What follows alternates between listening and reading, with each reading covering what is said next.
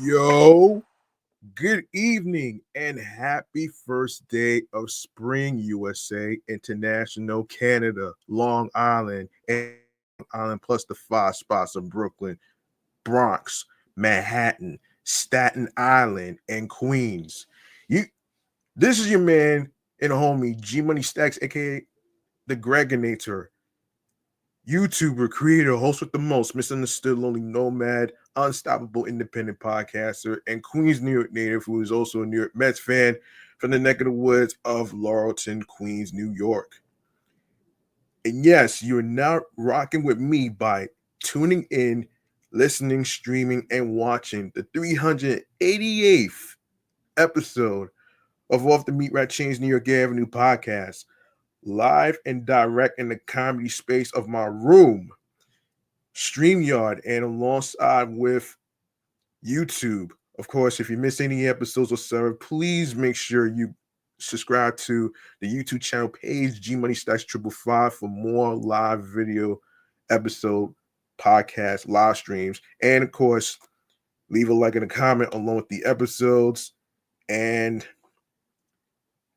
the topics being discussed. Be sure to also share the videos, tell your friends, and everything else in between.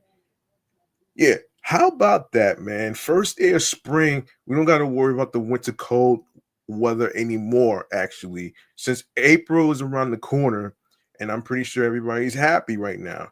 And in a few minutes, I will discuss an event that involves flowers too. There's that involves flowers as well in a few minutes in the remains to be seen segment.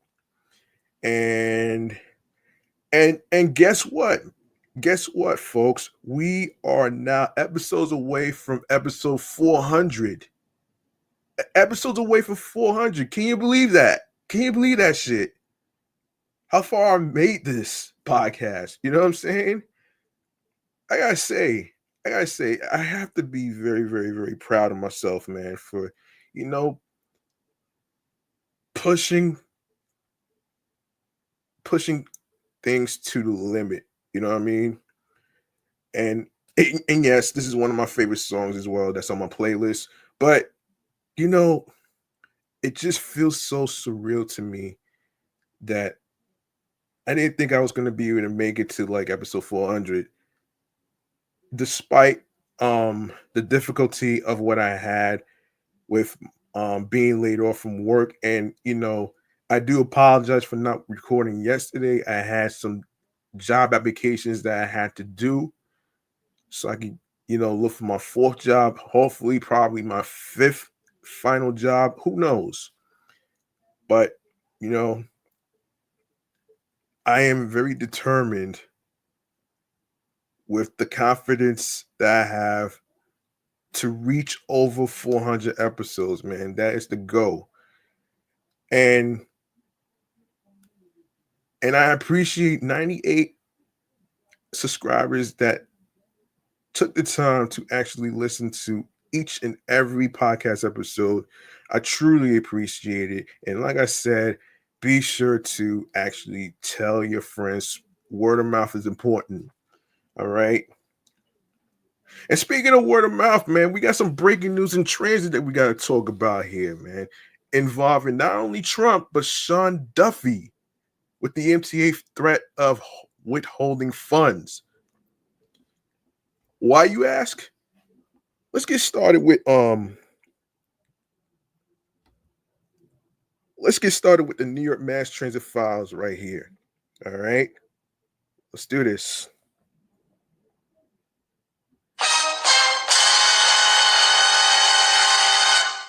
Oops. Wrong button. Sorry about that. Wrong button.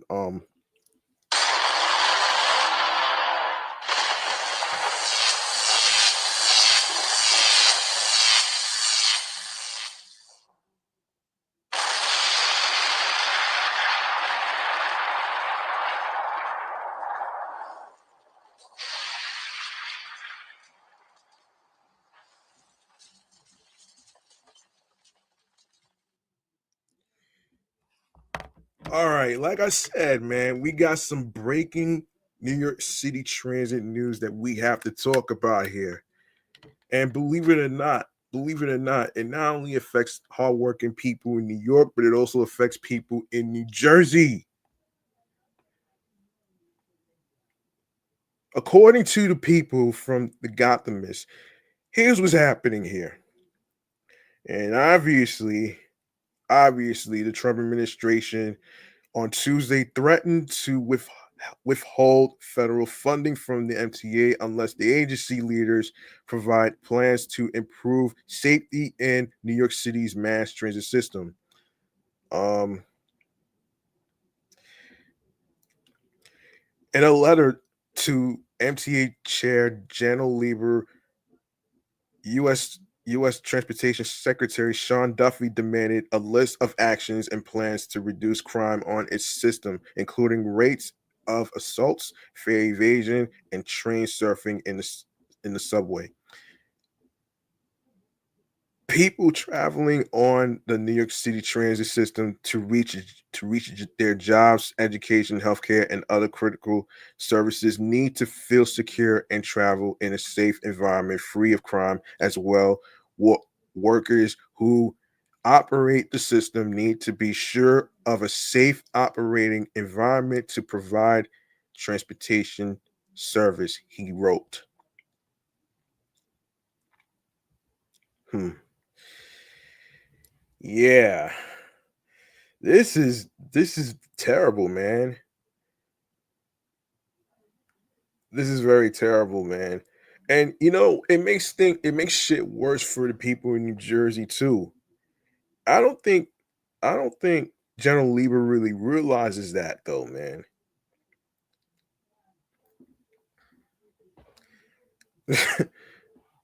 Yeah, I don't think the people from Riders Alliance really realize how much it affects the people, not only the hard workers in New York, but also New Jerseyans who are hardworking people who work hard for their money, which is so fucked up.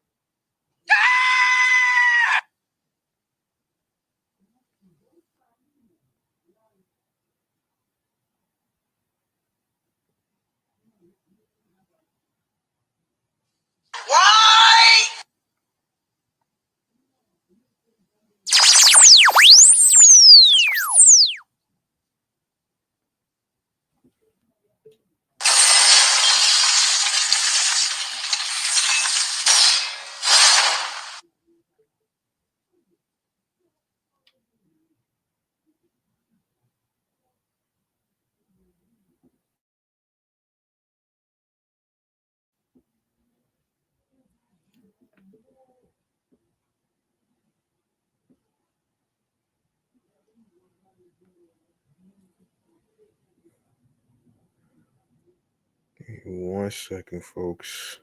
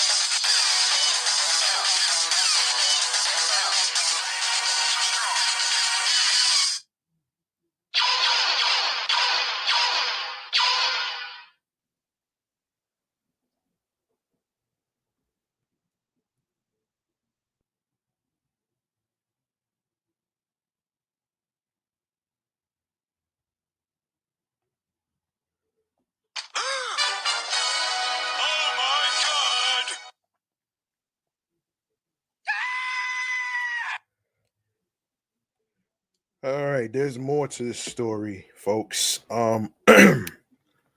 Let me continue. So,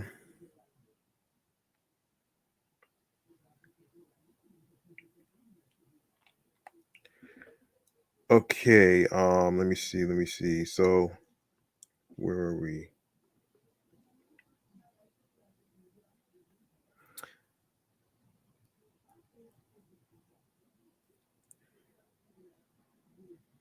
Duffy also links safety on mass transit with the city's mental health challenges, stating that citizens of the city have openly expressed their support for expanded care for individuals struggling with mental illness to specifically address some of these safety concerns.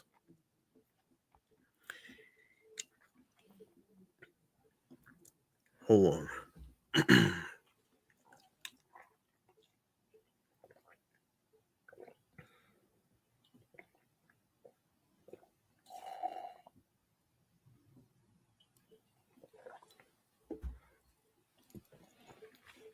He gave the MTA until March 31st to respond to the demands or else risk enforcement actions up to and including redirecting or withholding funding, according to the letter, which did not specify how much funding. MTA officials have for years highlighted the issues raised in Duffy's letter. Much of the data he requested is publicly available online and discussed during the agency's monthly board meetings. John McCarthy, the agency's chief of policy and external relations, said the NTA was happy to discuss its and the NYPD's efforts to keep the subway and buses safe. The good news is numbers are moving in the right direction. Crime is down 40% compared to the same period in 2020, right before the slamdemic. And so far in 2025, there are fewer daily major crimes in transit than any non-slamdemic year ever, he said in a statement. Moreover, in the second half of last year, subway fare evasion was down 25% after increasing dramatically during COVID. Hochul spokesperson Avi Small said public safety is the governor's top priority, noting she has over the last year surged more than 1,000 uniformed public safety personnel into the subways and committed unprecedented state funding to ensure there are two NYPD officers on every single overnight train. We're always open to partnering with the federal government on ways to fund New York's priorities, Small added. The MTA is already facing a $33 billion funding gap in its upcoming 5-year construction plan to restore critical infrastructure in the transit system. Ooh, I guess you should have thought of that before. You should have thought about that before even taking out all these damn loans, huh?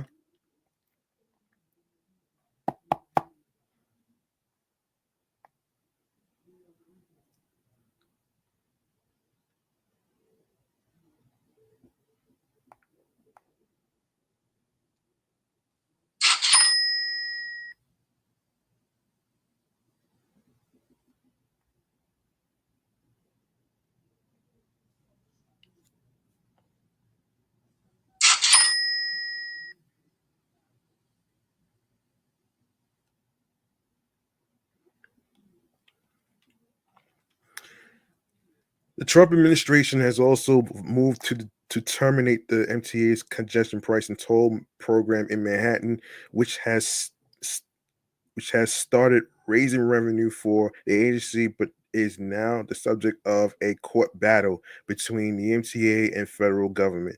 The U.S. Department of Transportation ordered the agency to shut down the program by March 21st. Which, by the way, I did hear that that has been expanded to 30 days. So I don't know the exact date, but I would have to take a look at that. I would have to take a look at that and update y'all on that one. Um, let's see. Let me see. Yeah, so the US Department of Governor Kathy Hochul has been advocating with President Donald Trump to allow the program to continue. Gothamist previously reported. Yeah, you're talking about the cameras are going to stay up. Yeah, that part too. Obviously, Trump don't care about people. It's very fucking obvious that he doesn't care about people. He only cares about himself. Same with General Lieber, and along with some of the YouTubers who actually talked about this. I actually have to agree with some of the YouTubers, man, who actually try to express their feelings about congestion pricing and how they feel that New Yorkers are being pushed out. So to me, shouts to the YouTubers out there, man, for speaking up and expressing yourselves. You know what I'm saying? And shouts to the people from Passengers United for actually speaking up as well. Because we need more people like them though. You know what I mean? And continue the good fight and keep up the good work to Passengers United. All right. Y'all are the real ones right now, man. You know what I mean? So there you go. All right. Next in transit news that we got to talk about here is, let me just look for it. Let me just look for it real quick. Um,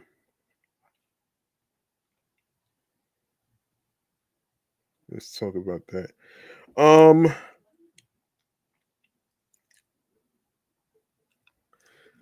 okay. Obviously, I may have talked about this a while back in regards to the A train shutting down. Um,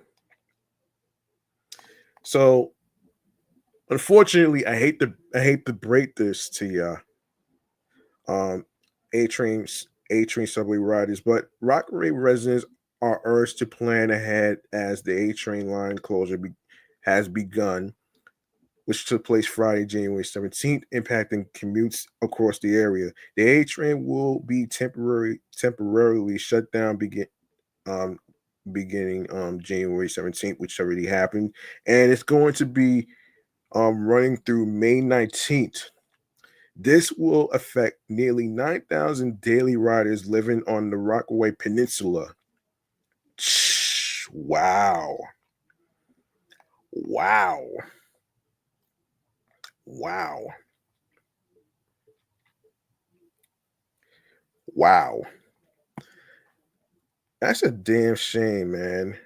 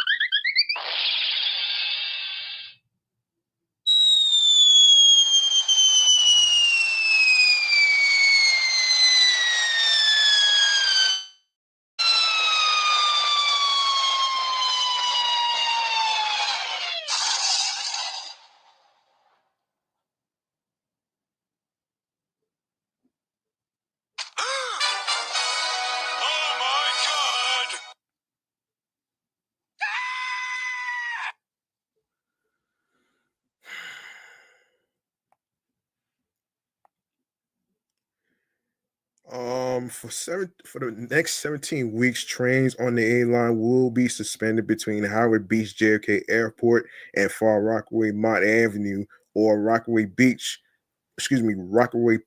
Beach, 116th Street. Additionally, the Rockaway Park shuttle will not run to or from Broad Channel. Well, that's gotta suck. That fucking sucks, man. You know, that really fucking sucks, man. At least at least have a shuttle bus at least have a shuttle bus to help people get around. You know what I'm saying? Um okay. The MTA enacted the suspension for the Rockaway Resiliency Project, which will repair the A line over a 17-week period. The agency said the line suffered extensive damage after superstorms, I mean Hurricane Sandy. Um, Although emergency repairs restored service 7 months after the storm, MTA officials say Hamel's Y Viaduct and South Channel Bridge, which carries trains across Broad Channel, need extensive rehabilitation and repair work to protect the A line from further extreme weather events. In preparation for the closures, several elected officials have spent months working with the MTA to secure alternative transportation options for Rockaway Peninsula residents. Assembly member Stacy Pfeiffer, not to be confused with Michelle Pfeiffer, um, Amato, who represents the district, emphasized her commitment to ensuring no one is left without access to transportation. I was not going to allow anyone to be completely cut off and have no access to public transportation. I appreciate that the MTA worked with our community to provide acceptable alternatives and more options to follow as we go through this process, she said. The alternatives are as follows. Between Monday night on January 17th, which already happened, and Monday morning on January 20th, the following alternative services are available. Okay, so for service to and from affected stations, there will be free transfer shuttle buses which will run on 3 routes. And them 3 routes includes nonstop between Howard Beach and Far Rockaway Mott Avenue. Between Howard Beach and Far Rockaway Mott Avenue, making all stops Broad Channel, Beach 90th Street, Beach 67th Street, Beach 60th Street, Beach 44th Street, Beach 36th Street, and Beach 25th Street. Between Howard Beach and Rockaway Park Beach, 116th Street, stopping at Broad Channel, Beach 98th Street, and Beach 105th Street. Of course, this took place and started on January 20th. The following alternatives will be available while the A train is shut down. Free shuttle bus service along 2 routes. Now you have the Q97 bus, which will run between Howard Beach and Far Rockaway. The Q109 bus, which will run from Howard Beach to Beach 67th Street via Broad Channel and Beach 90th Street. Additionally, tickets from Far Rockaway LIRR to Grand Central, Penn Station in Manhattan, and Atlantic Terminal in Brooklyn will be discounted for $2.75. That's $2.75. Hmm.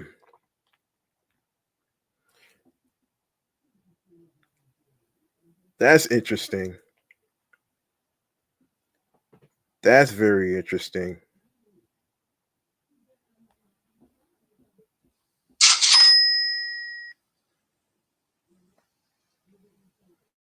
There will be also free subway shuttle service across the Rockaway Peninsula in both directions from Beach 116th Street Station to Mott Avenue during the duration of the construction.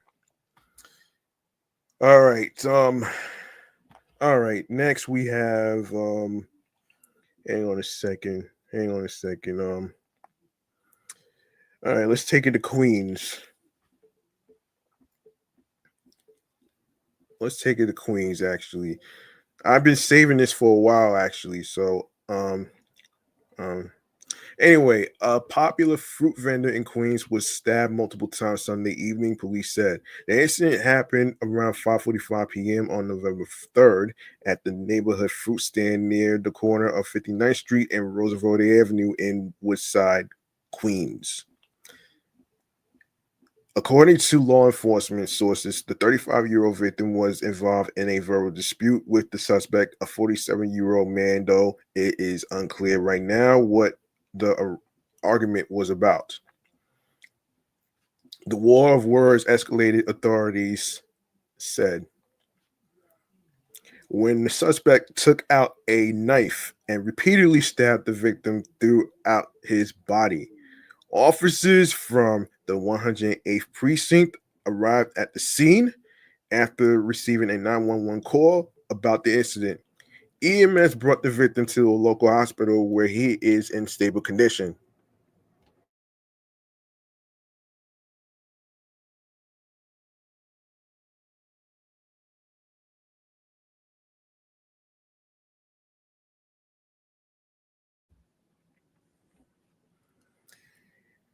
Meanwhile, the suspect was taken into custody for further questioning. Charges against the individual are pending the results of the ongoing probe.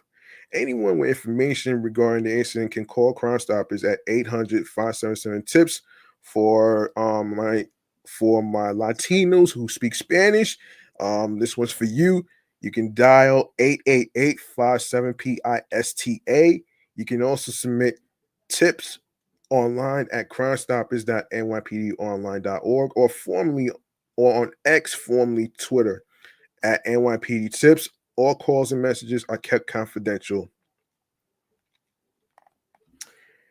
All right. I've been I've been saving this topic for a very long time, actually. And shouts to Andy's randomness, man, for actually talking about this. Actually, I've been saving this for a while, actually.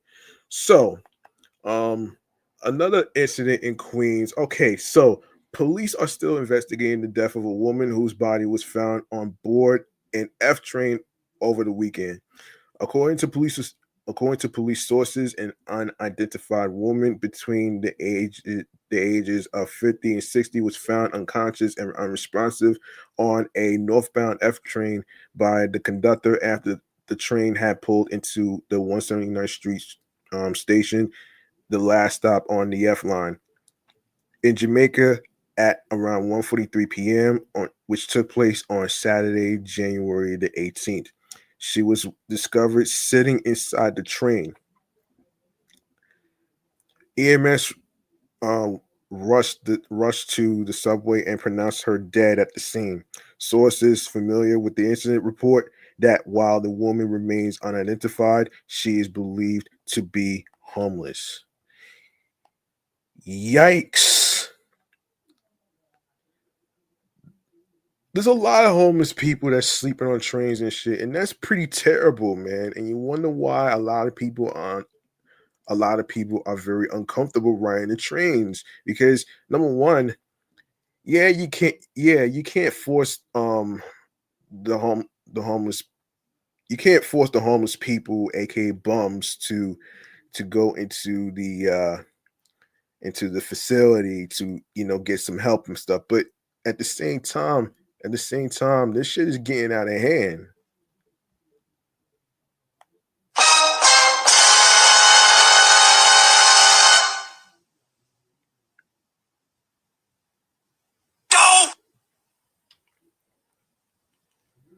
Oh my gosh.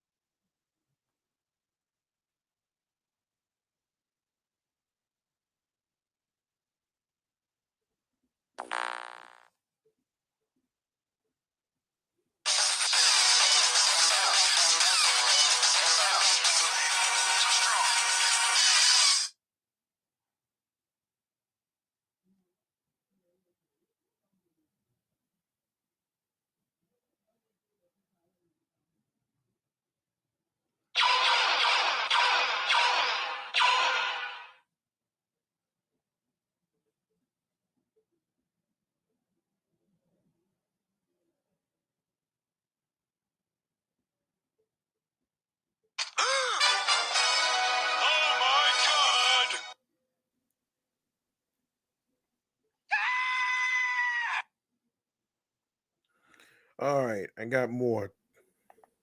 I got more. Um. Okay, so where were we? Where were we?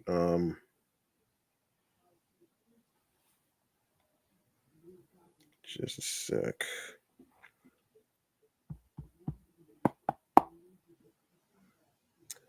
Okay. Yeah. So the woman had no visible signs of trauma and no drug paraphernalia was found nearby, the sources said. No criminality is suspected at this time, and the medical examiner is determining the cause of death. The death comes mere days after a homeless man was found dead in Central Park. A 27-year-old man was discovered behind a dumpster behind a dumpster around 6:45 p.m. on January. This took place on January 15th inside the park near 72nd Street and East Drive. All right, so anyone with information regarding either incident can call Crime Stoppers at 800-577-TIPS. For my Latinos who speak Spanish, you can dial 888-57-PISTA. You can also submit tips online at crimestoppers.nypdonline.org or on X, formerly Twitter, at NYPD Tips. All calls and messages are kept confidential. All right, so let's go into. Hang on a sec. Let me let me see. Let's start with the water drought, man. Yeah, that's crazy, man. That's crazy. I didn't even think about this though, man. Like, I can't even think of the last time we had a water drought. Um, I'm pretty sure y'all can relate to this, but you know, that's not easy, man. It's not easy getting all that rain, right? So, all right. So, speaking of which, man, we're gonna get into this whole segment of the first topic in what's really trending and stuff in chatting or the jazz.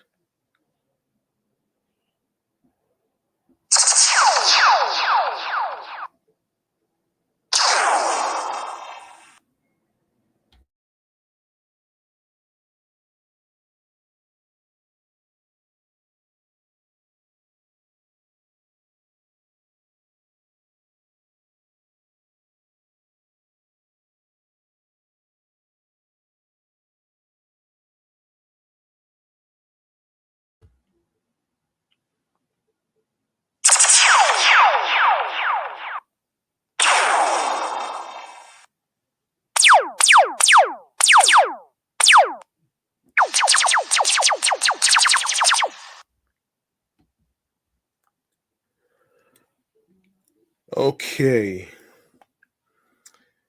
Now, I've been saving this topic for a while actually, and I haven't gotten around to it, but let me get to it right here. So this is crazy, man. And according to the Gothamist, New York City is no longer under a drought warning. The announcement by Mayor Eric Adams on Monday ends the city's first drought and warning in 22 years. Governor Kathy Hochul and Adams had announced the warning, which took place on November 18th of last year. And although New Yorkers were urged to conserve water, no restrictions were put in place. The city remains under a drought watch, a lesser designation that still indicates lower than usual rainfall and water reserves. We're in a much better place, really exciting, Adams said at a briefing for reporters Monday. And if the conditions continue, we hope that in the coming weeks we'll be able to rescind the watch as well. The city's reservoirs in the Catskills and Hudson Valley were at just under 70% capacity Monday. According to city figures, they'd normally be a little more than 80% full, according to the city. Most of the Hudson Valley was under a drought warning in recent days, according to the State Department of Environmental Conservation. That area remains under a drought watch as well. Um, Adams' announcement runs contrary to a statement from the City Department of Environmental Protection, which told Gothamists last week the city would need to see historic levels of rainfall, 10 to 11 inches, hit its reservoirs in December to get out from under the drought warning. So far, about 2 to 5 inches of rain have reached the reservoirs in December, up from the approximate 1.75 inches typical for this time in the month. A message to the department Monday seeking clarification wasn't immediately returned. But Adams, in a statement from City Hall, said the recent rain has significantly replenished reservoir levels, decreasing the risk of a water shortage. The city council's committee on environmental protection, resiliency, and waterfronts had planned an oversight hearing on the state of the drought for Tuesday. December has been rainier than usual, but the city is still struggling to make up for a deficit of precipitation from August through October that contributed to brush fires throughout New York and New Jersey. The city recently lifted a ban on open flames and fireworks, but Central Park and Prospect Park had already both called off their annual New Year's Eve fireworks, with Prospect Park planning a drone light show in its place. The city also recently paused a repair of the Delaware Aqueduct in the Catskills so that officials could reopen access to that water supply. Adams said that the recent increase in rainfall as well as snow in some parts of the state have helped. In his statement, Adams said officials hope work on that project could resume next fall. The city still urges New Yorkers to continue conserving water, including by avoiding flushing toilets unnecessarily, taking shorter showers, running dishwashers only when they are full, and avoiding leaving water running when brushing your teeth or shaving. Jeez. So let's go on to the next thing. Let's go on to the next thing, man. Um Yeah, I wanted to talk about this holiday, man. Every year, there's always a holiday named after food. So this one is called National Make Your Own Sunday, and the name of this episode is dedicated to this holiday, which is Make Your Own Ice Cream Sundae Dessert. And I'm pretty sure a lot of y'all are familiar with ice cream sundae as a dessert, right? Now there is a holiday I am going to discuss this. So I feel like this is so fucking interesting. So let's take a look here. So hold on 1 second.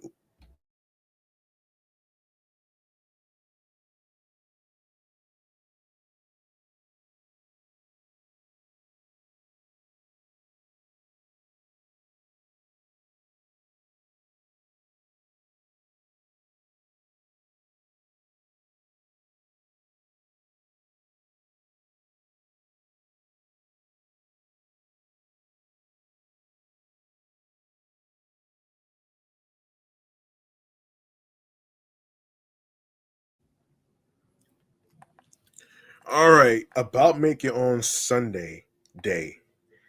Um, when is make your own Sunday day, you ask? This holiday is always celebrated on July 11th. We're entering the hottest days of summer, where we look to cool off in many ways. The pool or the beach is tops on our list, but right behind in popularity is consuming copious amounts of ice cream.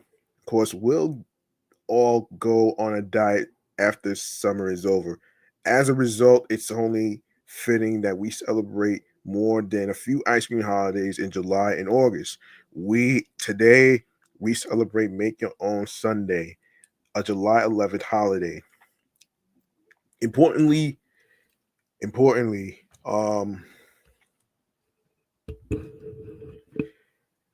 importantly,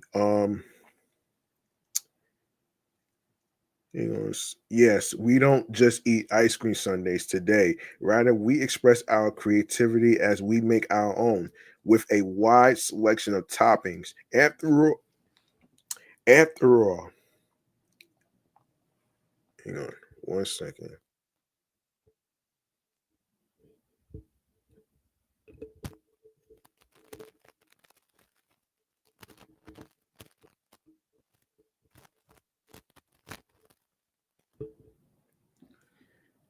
Yeah, sorry about that. I wanted to make sure there's no echoing, so I had to adjust the volume of my microphone.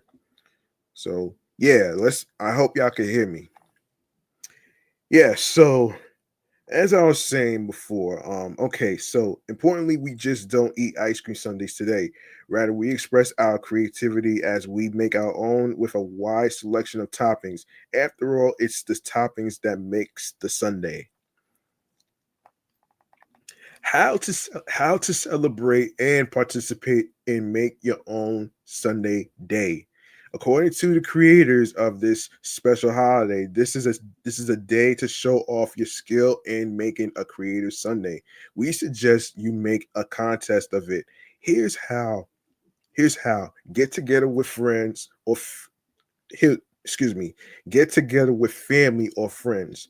Have an ice cream Sunday party. That's an interesting idea.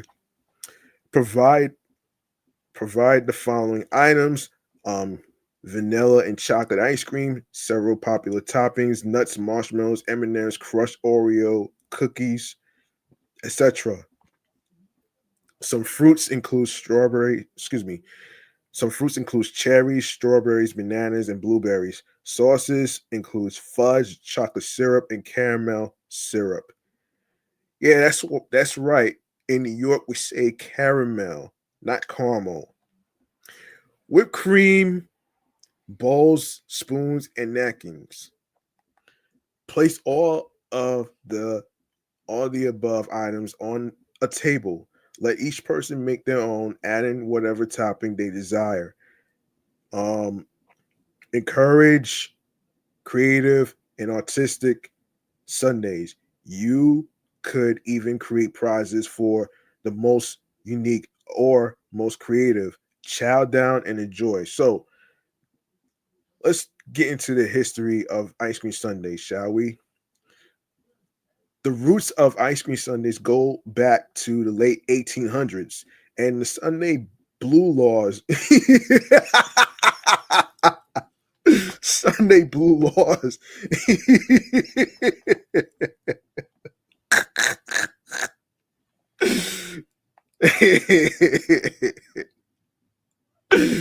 Oh shit. Sunday blue laws. Wow. That's interesting. That's fucking hilarious. Um that's fucking hilarious right there, man.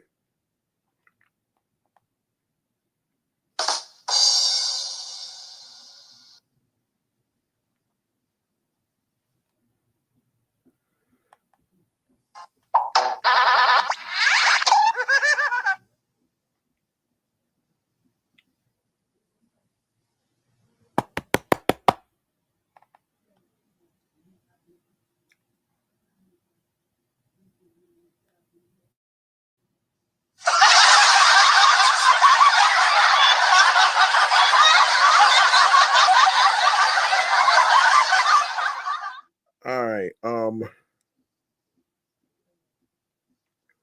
All right. Let's continue. Hold on a second. Let me. Um, hold on one second. The hell's going on with this thing?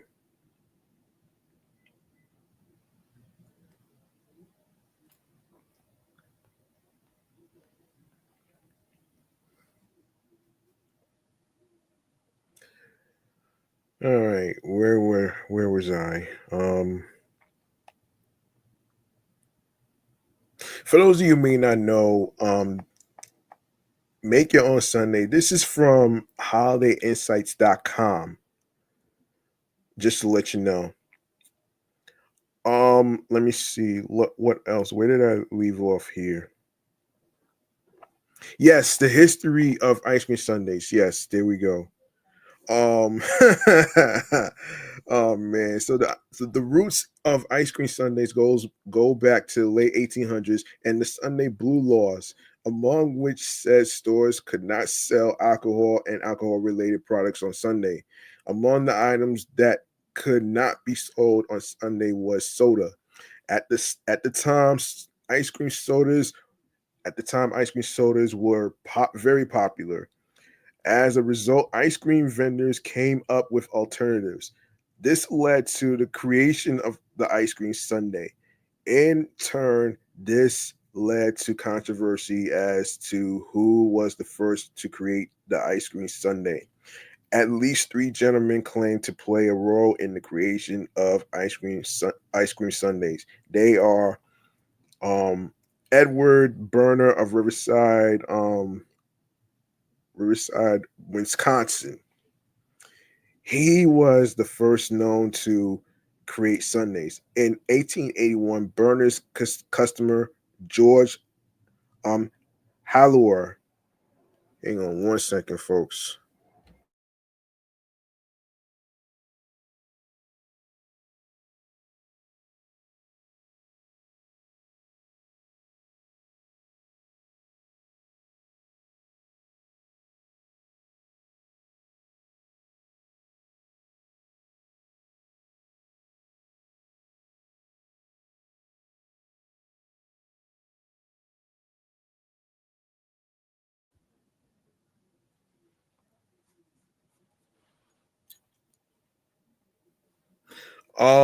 Where was I?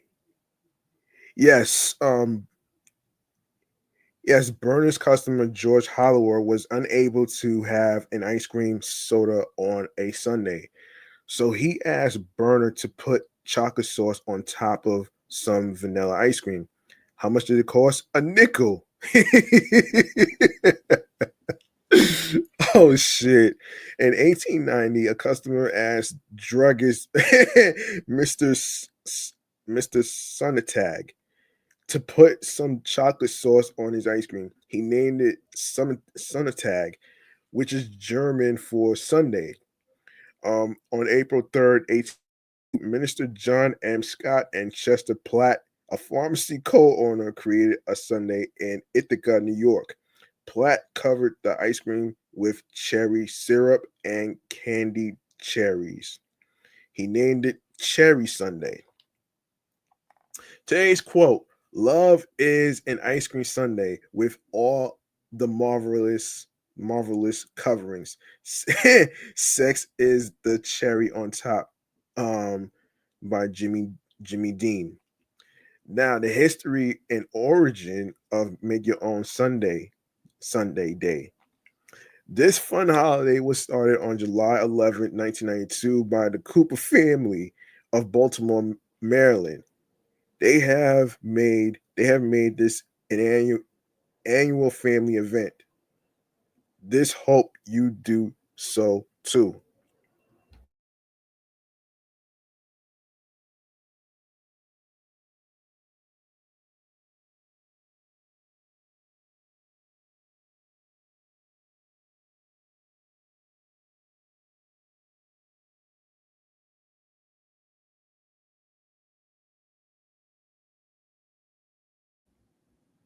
This holiday was not created as a national day.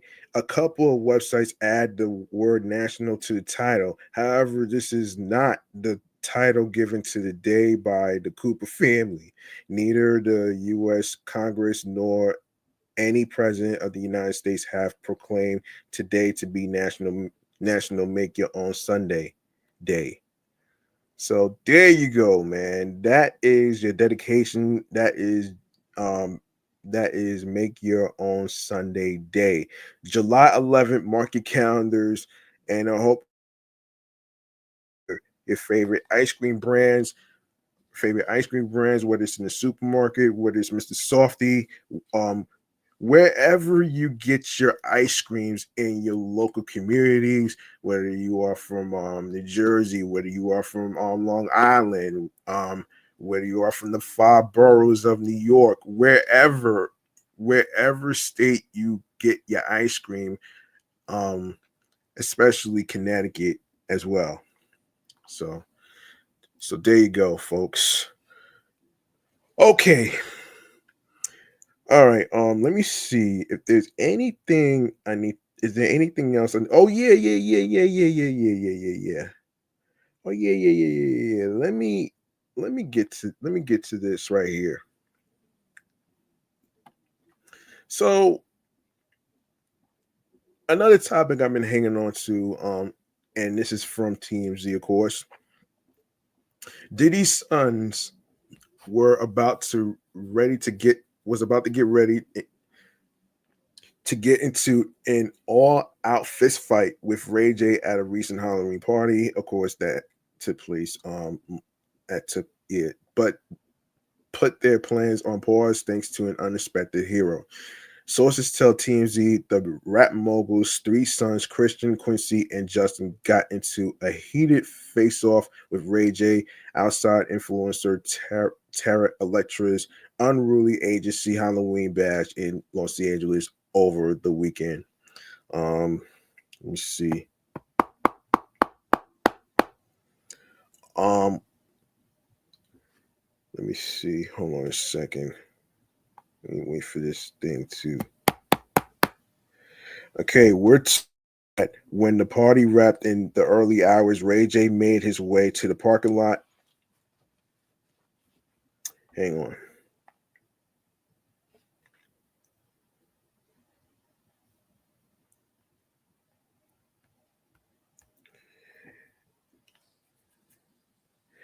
Made his way to the parking lot along with his crew, Amber Rose and manager David Weintraub, but was confronted by Diddy's three sons. Sources say the siblings surrounded the singer as they were upset about some of the public comments Ray J has made about the Bad Boy Records founder amid his legal woes. We're told things got heated between the men, with the group getting in each other's faces and chest bumping one another. Sources claim both Justin and Christian made it clear they wanted to fight. The incident didn't escalate further than this. However, Chris Brown, who witnessed everything going on from his car, rushed out and diffused the situation with Ray's manager, David, by pulling Justin and Christian away. We're told others also stepped in to mend the situation, resulting in no injuries. This wasn't the first time Diddy's sons confronted Ray J either, as we're told the kids approached him several times prior to discuss the singer's comments. We're told Christian, Quincy, and Justin tried fighting Ray J on three separate occasions in different settings. We're told Ray J has always been open to having a conversation with Diddy's sons, though he was willing to fight the trio after they made disrespectful comments towards him. Sources say Ray J still considers Diddy and his children family, so he refused to let himself get punked up by little kids. We reached out to reps for Diddy's sons, Ray J and Chris Brown, for comment. So far, no word back. Congratulations to Chris Brown for actually for actually diffusing the situation, man. Congratulations. Congratulations, man. That's a hero right there, man. I know sometimes it's not easy to be a peacemaker because you know the saying goes, if you try to be a peacemaker, you end up dead. But does that is that always the case though? Not always. I mean, every situation is different. So there you go. Um, I want to make some noise for Chris Brown, man, for one moment, actually, because this this is basically this is one of the most impressive things that I hear about people, especially Chris Brown, who tried to diffuse the situation, break up the fight. I did that one time actually. when I did that one time when I tried to when I was in college actually. But you know, and it's not easy being a hero, man. But you know what? Let's make some noise for Chris Brown, man.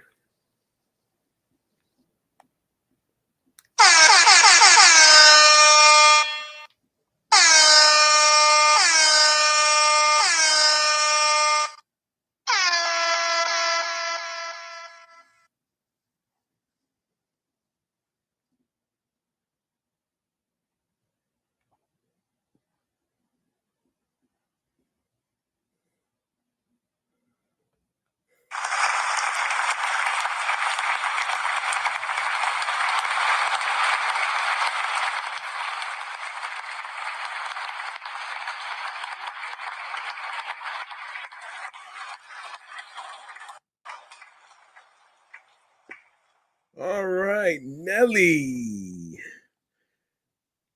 You know, I didn't even. You know, it's funny. I didn't even know he had a clothing line in regards to apple bottom jeans. Now, Nelly is making his grand re-entry back to women's fashion. His famed apple bottoms jeans are returning to butts all over the globe. TMZ Hip Hop has learned Nelly is relaunching apple bottoms in which took place in November 2024. The clothing line he launched in 2002, dedicated to women of all shapes, sizes, curves, and contours. Nelly tells Nelly tells TMZ Hip Hop, our goal as a brand remains the same, celebrating all women, all shapes and sizes. We have amazing new styles and are ready to shake the fashion world again. We're back. The country grammar rapper was a pioneer of his era. America hadn't fully embraced terms like body positivity or the thickness of the modern day woman just yet, and apple bottom's popularity skyrocketed as a result. Nelly's Nelly's longtime rep publicist Juliet Harris was on hand for the initial brand launch and notes how Oprah recommended AB to her massive audience on the 2004 edition of her iconic broadcast, Oprah's Favorite Things. Flo Rida and T Pain were so impressed with how the ladies were looking at the time. They made a diamond selling smash hit about it. We're told Nelly and AB president Michael Saunders are using new technology to give the jeans that stretchy form, fitting feel, and inclusive size ranges, perfect for every woman to drop and get their ego on with ease. Boots with the furs sold separately. Boots with the furs sold separately. How about that? All right. Let me see if there's anything else I want to talk about here. You know, let me see. Let me see something here. Let me see. Ah, okay, let's get into some I want to get into some TV stuff, man. Yeah, I want to get into some TV stuff right there. So There's been some TV cancellations and, of course, new seasons and returning seasons. So I want to get into it right here, right now, in this segment right here called TV Show Checkouts. All right. For those of you that are new, this is where I actually talk about some TV shows um, to check out, those that are returning, those that are canceled, those that are renewed for a new season. So let's get into it.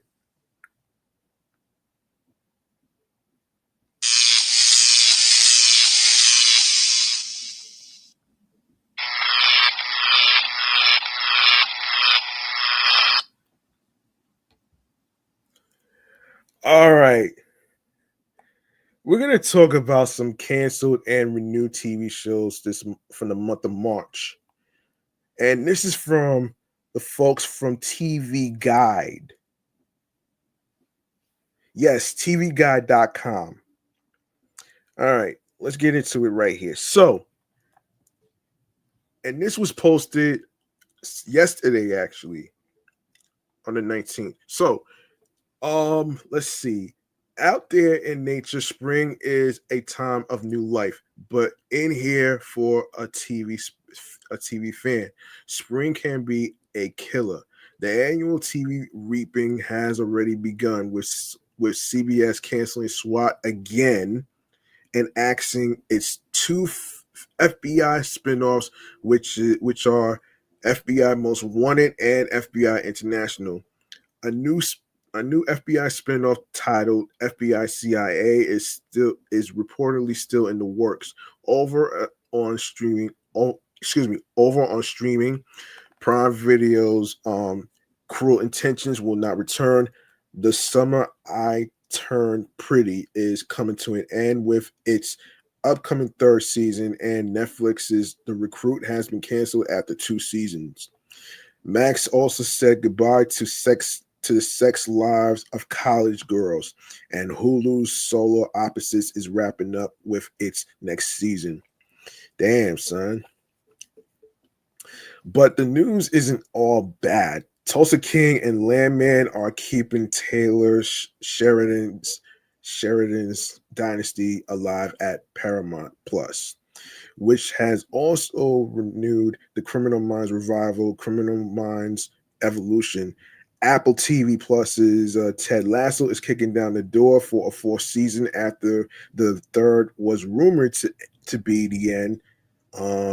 Disney Plus has greenlit a third season of Percy Jackson and the Olympians, while Prime Video is renewing its new biblical drama House of David. Also, Netflix's Running Point will return for a second season. Sci-Fi's The Ark is bound for a third voyage.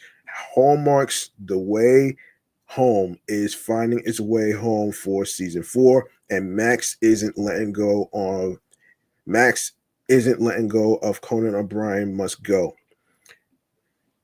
And in the good news, bad news department, CBS has renewed its long-running sitcom The Neighborhood for a final season. Damn. Whether you are looking to celebrate more of your favorites or mourn the loss of something on your regular rotation, we're keeping tabs on all the shows that have been canceled or renewed in March below. Talked about this when around the time that rap shit and along with other TV shows that got canceled, it has nothing to do with the fucking viewership ratings. It has to do with the fact that it is very expensive to actually produce TV shows. You know what I'm saying? So don't get the TV viewership is the main reason. That's not the only reason why. You feel me? That's not the only reason why. So, all right. So, like I said, man, including in the TV show cancellations, the sex lives of college girls. Max after 3 seasons, Max has canceled the sex lives of college girls, according to The Hollywood Reporter. Warner Brothers is interested in finding the show a new home. Justin Noble, who co-created the series with Mindy Kaling, told the outlet that season 3's finale wasn't designed to wrap up the show. This was posted on March 18th by The Hollywood Reporter. Solar Opposites on Hulu, the animated series following a family of aliens who crash land on Earth is coming to an end. Hulu announced that Solar Opposites season 6, which premieres this fall, will be the show's last. Cruel Intentions on Prime Video, the college set TV reboot of the 1999 teen drama, has been canceled after one season. The Summer I Turned Pretty on Prime Video, the coming of age drama, will end with its upcoming third season, which will consist of 11 episodes and is expected to premiere in July. It's time to decide: Team Conrad or Team Jeremiah. March 7th, Variety.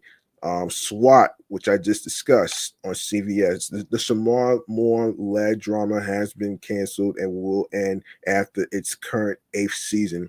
SWAT was previously canceled after its 6th season in 2023, only to be resurrected for what was supposed to be a 7th and final season, following outcry. This was reported by Deadline. The other one was reported by Variety. The Recruit, the spy drama starring Noah Centineo, has been canceled after 2 seasons. Cast member Colton Dunn, who you may be familiar with, he was featured in 2 game shows, which is 25 Words or Less and Pictionary. And was the first to announce the news. So yeah, so damn. FBI Most Wanted, CBS, the first of the FBI spinoffs, which starred Dylan McDermott, has been canceled after 6 seasons.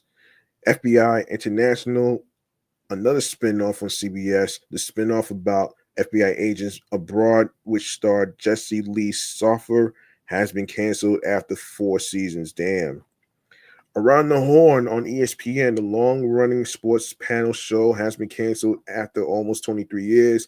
Its final episode will air on May 23rd. Okay, so let's see.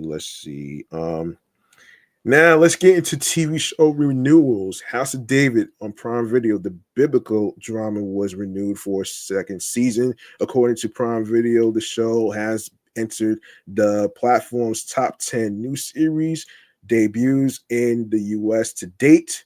Tulsa King on Paramount Plus. The King is staying on his throne.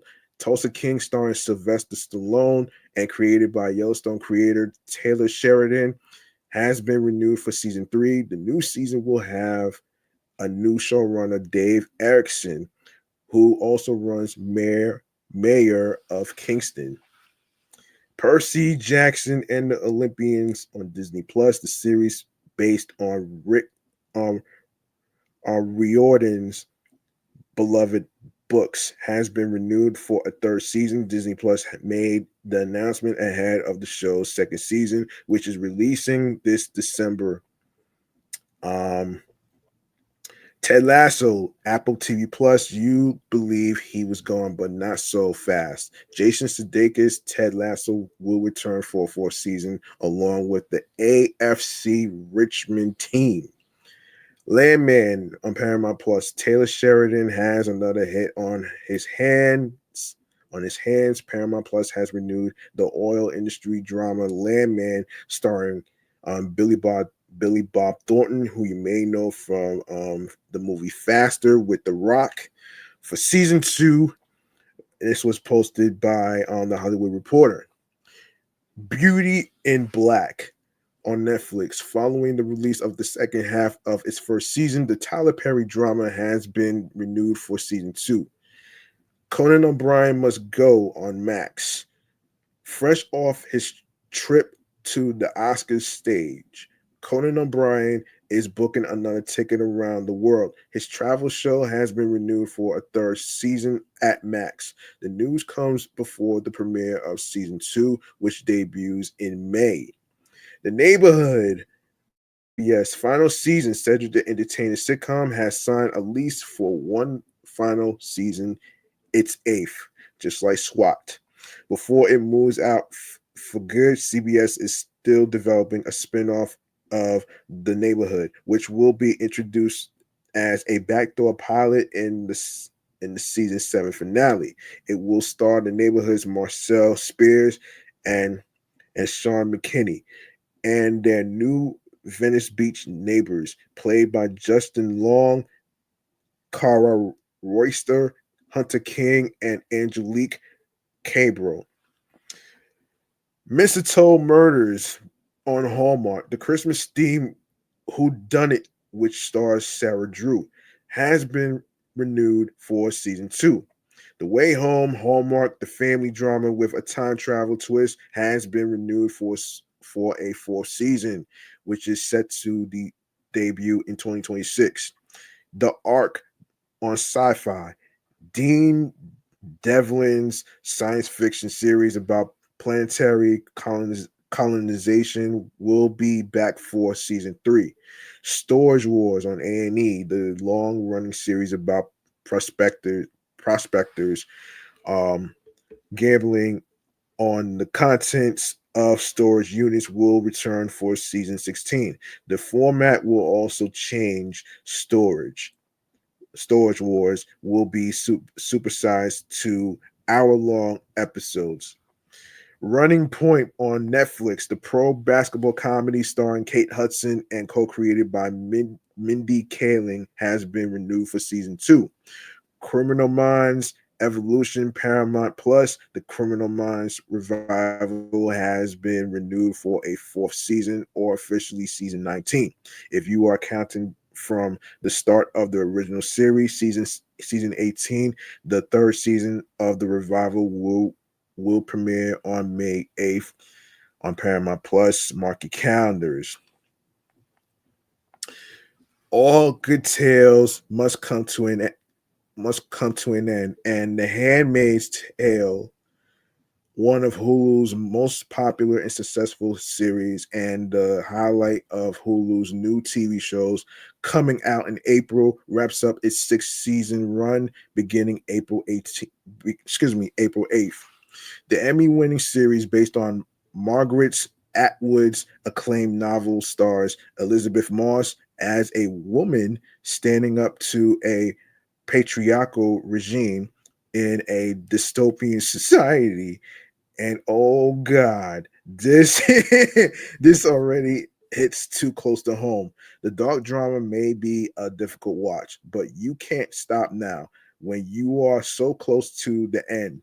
For another show about a woman standing up for her needs, get in the mood for Dying for Sex, the FX series, which will air exclusively on Hulu, stars Emmy winner Michelle Williams as a woman whose cancer diagnosis encourages her to leave the safety of her stable life with husband and take a risk by exploring her sexuality before she dies. Oh gosh. It's a life-affirming dramedy about never shutting the door on your dreams, especially if those dreams involve having an orgasm. An orgasm with someone else. Oh shit. Check out everything coming to and leaving Hulu in April below. Oh wow. Yeah. So let's see. We have Oddity. Horror fans have praised this 2024 Irish film as one of the best scary movies of the year, but not a lot of people had the chance to watch it. As it was streaming exclusively on Shudder and AMC. The moody, wow. Oh wow. The moody gothic movie Yeah, from director Damian McCarthy, follows a blind woman investigating the death of her twin sister a year prior at the hands of a home invader in her country house. It already feels like a cult class. I'm gonna stop saying cult, man, before I go off spazzing out, man. This is ridiculous. It feels like a classic with its elegant take on horror and an ending that slaps a big exclamation mark on the film. Okay, I'm not gonna go through all this. I'm not gonna go through all this shit, but I'm not gonna go through all this shit though, man. But I want to do. I want to get to. Hang on a second here. I want to get to Daredevil Born Again.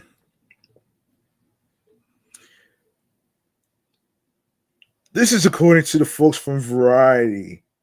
Daredevil Born Again enjoyed a show launch on Disney Plus. According to the Mouse House, the Marvel television series drew 7.5 million views in its first 5 days of availability on Disney Plus, with a viewed defined as total stream time divided by runtime.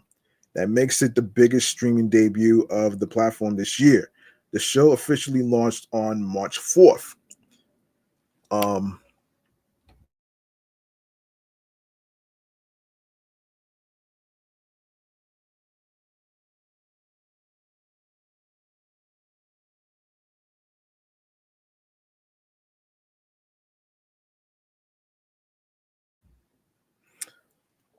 Disney does not regularly release viewership information about its streaming shows, so exact comparisons are difficult.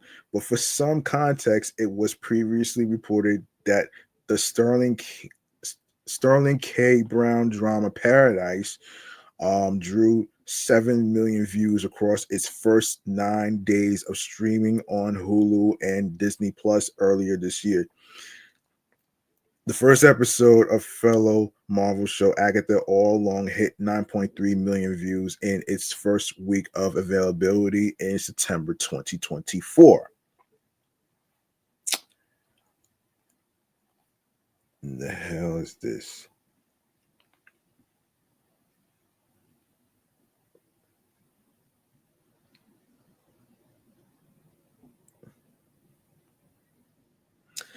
Daredevil Born Again saw the return of Charlie Cox. Hang on a second here. Vincent D. Onofrio, Deborah Ann Wall, Eldon Henson, Wilson Bethel, and John Bernthal, after they had all previously starred in the Marvel Netflix series Daredevil. Additional cast members include Margarita um, Levia, Levia, Leviva, Margarita Leviva, hold on, hold on, yeah, Sabrina, um, Guvara, Nikki M. James, Janaea Walton, RT, Frushan, Clark Johnson, Michael Gandolfini, and Alet Zura. Cox once again stars as the titular Matt Murdock, a blind lawyer who spends his nights battling criminal in New York City's Hell's Kitchen as the vigilante Daredevil. Dion Frio plays legendary Marvel supervillain Wilson Fix, aka Kingpin. The show has enjoyed positive reviews as well, with um um Aramid um Tanubu writing in her review for Variety. In quote, this Daredevil revival is wonderfully complex. The show takes a sledgehammer to its former Netflix world, allowing the titular character and those orbiting him to transform under the weight and pain of time. Dario Payne served as the series showrunner and executive producer. Kevin Feige executive producers along with Louis D. Esposito, Brad Winderbaum, Sana Amanat, Chris Gray, Matt Corman, and Chris Ord, and Justin Benson and Aaron Moorhead. Benson and Moorhead.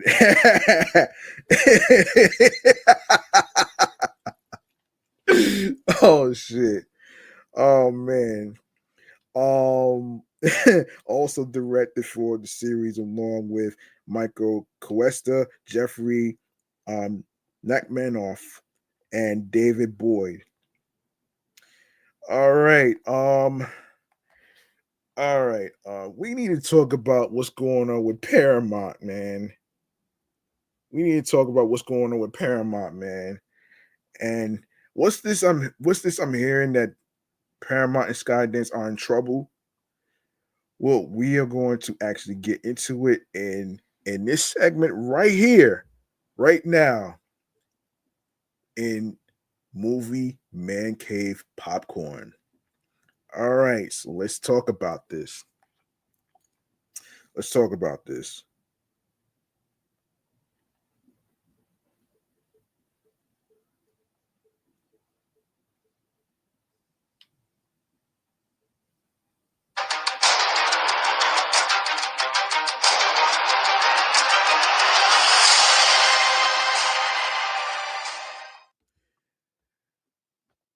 And if you are new to the channel and you don't know about this segment right here, Movie Man Cave Popcorn, this is basically where I talk about what's going on in movie news and what's going on in the box office. And I like to get to what the hell's going on here with Paramount and Skydance mergers. So what's this about them being in trouble, you ask? Well, according to the folks from Deadline, Skydance's legal team is fighting back against efforts to derail its pending 8 billion merger with Paramount Global, accusing a rogue rival bidder of trying to hijack the regulatory review process. In a letter filed with the FCC, which is reviewing the transaction, lawyers for David Ellison's company laid out its concerns about Project Rise Partners. The investment group submitted an offer for Paramount after the end of the 45-day go shop period last summer.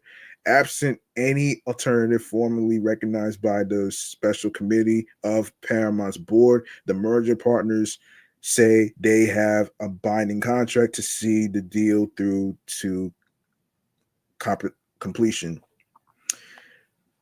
Project Rise is seeking to hijack this commission proceeding to buy time for litigation to proceed in the Delaware Court of Chancery in an effort to force Paramount's board to consider Project Rise's belated and unserious bid to acquire the company, Skydance's legal team said. But its objections here are as untimely as its bid, and it plainly lacks standing to object to the proposed transaction. In any event, Project Rise's broadsides broadsides against the Skydance consortium, and the proposed transaction have no factual support or legal merit. Um, Lawyers for Skydance also spelled out their findings and objections in a letter to opposing counsel in a shareholder lawsuit filed in Delaware. The letter seen by Deadline says overwhelming evidence has been gathered over the prior 72 hours rather to demonstrate that Project Rise fraudulently misrepresented itself. along with alleged inaccuracies in its offer term sheet. Skydance said it has uncovered additional facts which suggest PRP's fraud runs even deeper than these misrepresentations. Oh boy. Oh my fucking gosh. You got to be fucking kidding me.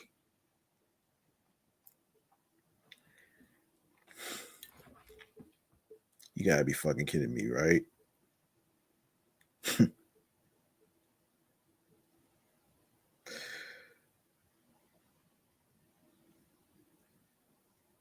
I don't know, man. Do I really think it's an ego thing? I'm not too sure, man. I'm not even getting into too much detail with that. But yeah, that's terrible, man, for Paramount and Skydance.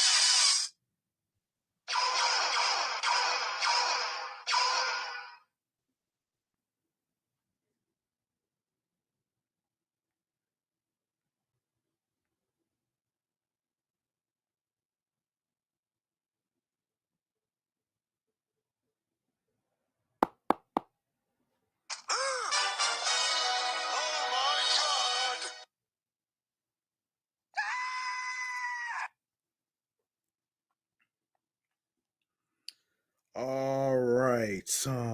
Let's continue. Let's continue.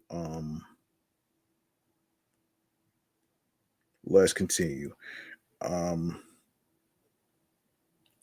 let's continue. Okay, where were we actually? Yes, last week, a Delaware judge declined to order an immediate halt to Skydance's proposed acquisition of Paramount Global, but has set an expedited schedule for considering a shareholder lawsuit to force the consideration of a rival bid. Paramount management last month said the merger is still on track to close before the end of June. Two hurdles have emerged since Donald Trump's inauguration in January. However, Trump has filed a $20 billion lawsuit in Texas over the handling by CBS News of an interview with former Vice President Kamala Harris in the run up to last November's election. His petty ass. Brandon Carr, Trump's appointee to head the FCC, has also publicly bashed CBS News and said the commission would assess whether the Harris interview, which was edited differently for two different CBS news programs, constituted news distortion, a seldom invoked regulatory concept. The Delaware shareholder suit was filed by a group of plaintiffs after a Paramount Special Committee declined to engage in talks to consider a higher offer from Project Rise partners.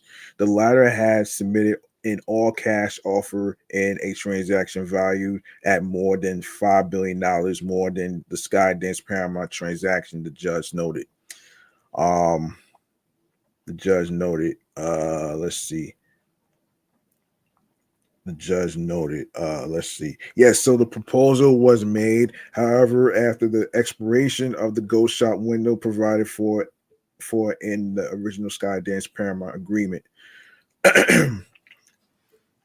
many Class B shareholders have decried the notion that Paramount chair and controlling shareholder Sherry Redstone and other principals would benefit from the deal, potentially at the expense of many shareholders. The FCC is not supposed to consider whether a different buyer would better serve the public interest. Skydance's letter to the commission said.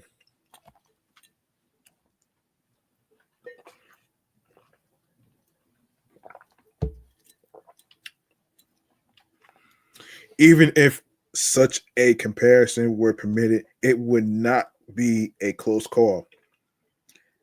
The letter argued.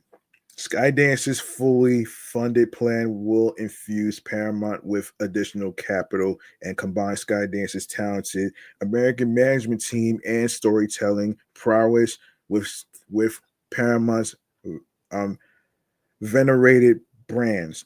By contrast, Project Rise has advanced an unfunded and unrealistic proposal backed by a leadership team without relevant experience.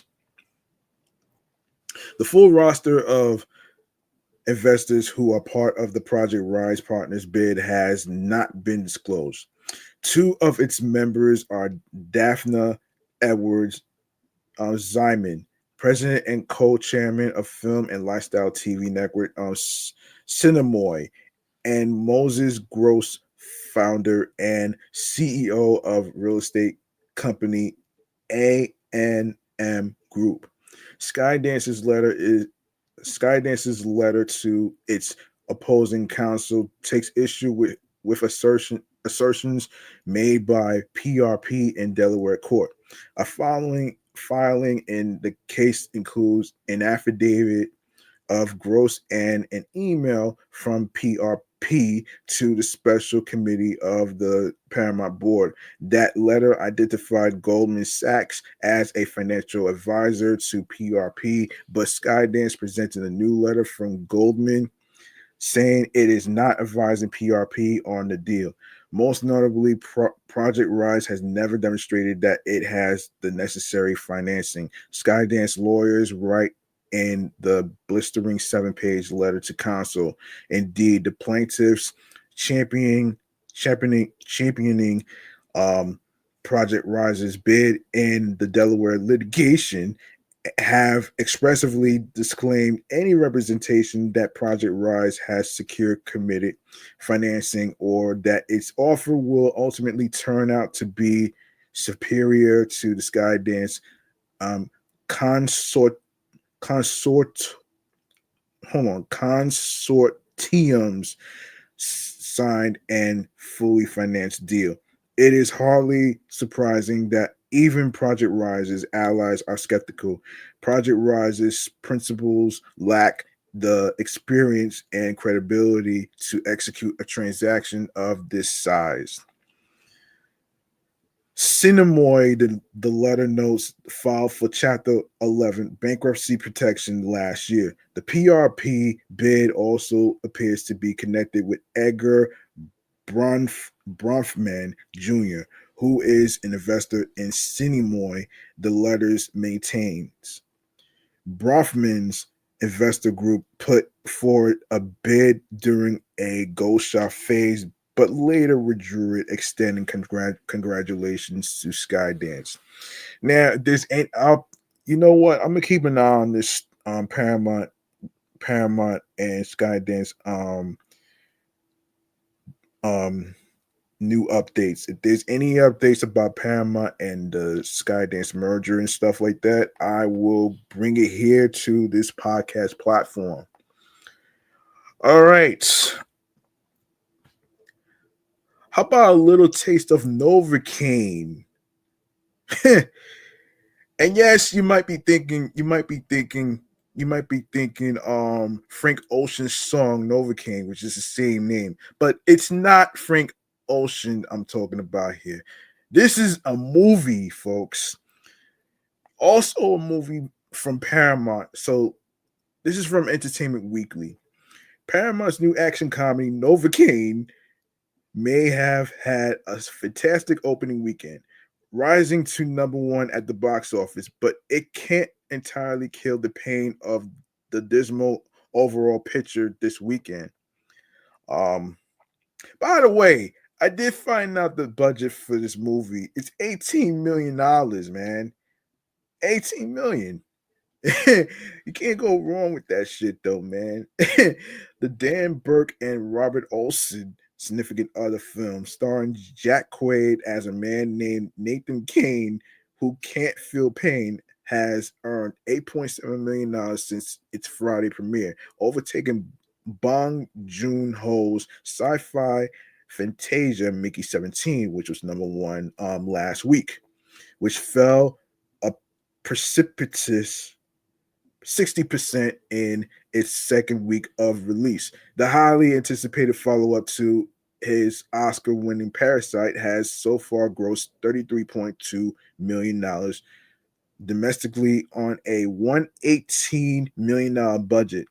Though Mickey 17's international numbers go a long way to rescue the film from financial cataclysm, the film's failure to perform domestically is representative of the larger picture at the box office this weekend. Novocaine's triumph is still one of the weakest debuts at the box office, at the top of the box office since the height of the slamdemic, and the overall domestic haul of $52 million ranks this weekend among the slowest of the year so far. It just came out, man. It just came out. Like, come on. It just came out. And then you gotta watch out, and you have to watch out for the fucking remake of Snow White. Um, yeah. The metrics and analytics company is also reporting that this week's year-to-date revenues are down nearly 5% from where they were last year and close to 38% of what they were in 2019.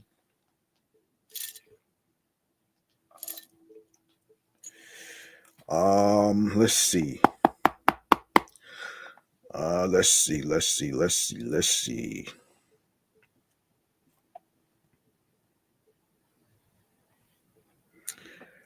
Mickey 17 dethroned by Captain America Brave New World last weekend, which had held on to the top spot 3 weeks running. This week, Anthony Mackie's first starring turn as the patriotic powerhouse since Chris Evans' departure. Avengers Endgame fell to the fourth spot, with Steven Soderbergh's Black Bag ranking third in its first week in release. Um, Hold up.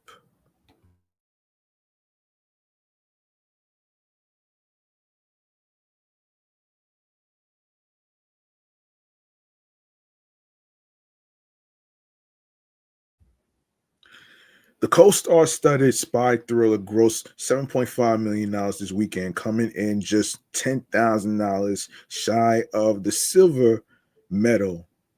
Rounding out the top five on the domestic chart is the day the Earth blew up, a Looney Tunes movie, which just earned over $3 million. As is often the case, the international and global pictures tell a slightly altered version of the same story, with Mickey 17, Black Bag, and Brave New World still holding on to numbers 2 and 3 and 4 spots at $23 million, $11.7 million, and $11.5 million international weekend grosses, respectively. Um, but expanding the frame of the world, Novocaine falls to the fifth spot with a $10.5 million weekend gross.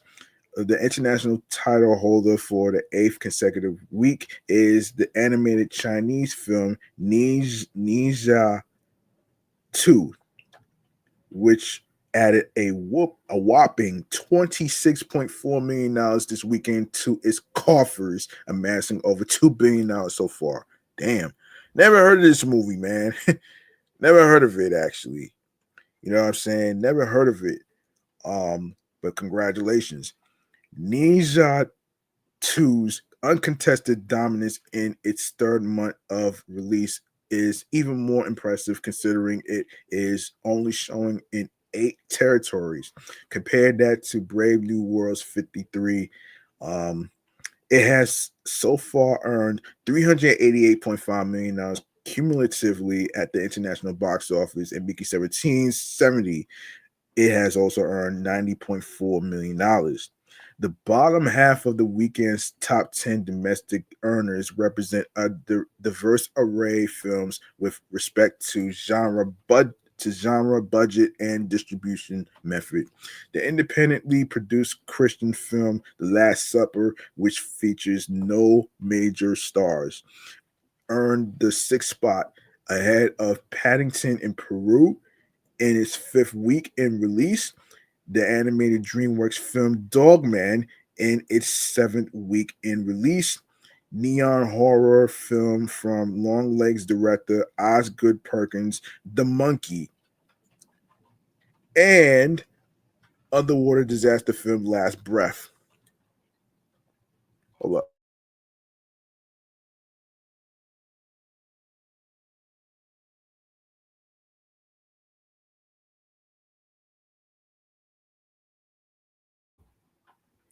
Each of these films earned between 2.3 and 2.8 million dollars at the box office this weekend. While Last Breath and The Last Supper didn't rank internationally, Paddington, The Monkey, and Dogman snatched the 7th, 8th, and ninth places, respectively. The Day the Earth Blew Up, the Looney Tunes movie, came in 10th at the international box office with $3.3 million this weekend, while Bridget Jones' Mad About the Boy continues to do great business in the UK, earning the 6th spot in its 4th week in release. The 4th entry in the Renee Zellweger rom-com series grossed $5.6 million this weekend, leading to a $120.6 million cumulative total. Several films with that potentially high earning X Factor hit theaters next weekend, from the scandal ridden Snow White live action remake to Bill Skarsgård and Anthony Hopkins horror two-hander Locked, and the even more controversial bodybuilding film Magazine Dreams. The film earned star Jonathan Majors, who got married to Megan Good, by the way. Congrats to both of them for being married. Congratulations. The best notices of his career when it premiered at Sundance in 2023, but took over 2 years to release, giving Majors arrest on charges of strangulation, assault, and harassment that March. So yeah, there you go right there. There you go right there. We'll keep an eye out for Snow White and the other movies and stuff like that. We'll keep an eye on that shit though. We'll keep an eye on that shit though. Let's see. Let's see.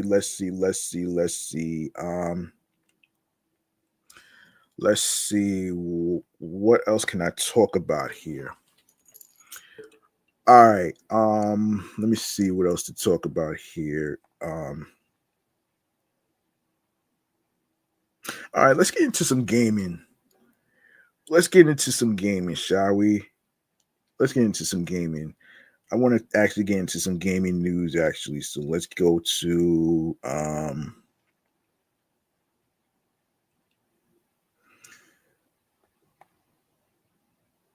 okay, let's go to, hang on a sec. Look for it.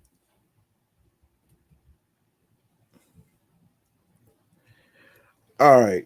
So we're gonna go into another segment right here, which is the video game entertainment room. All right. The video game entertainment room. Let's do this. Let's do this. Let's go.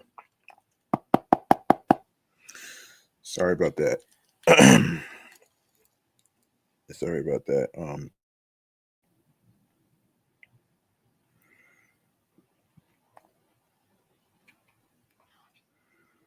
Hold on 1 second.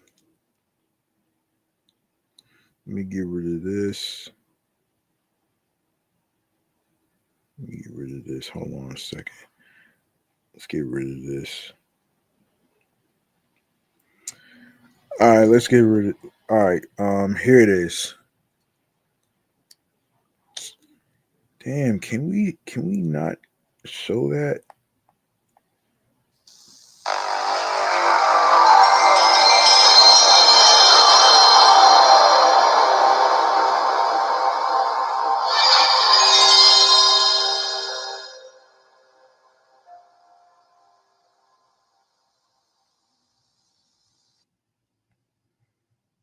Hold on 1 second.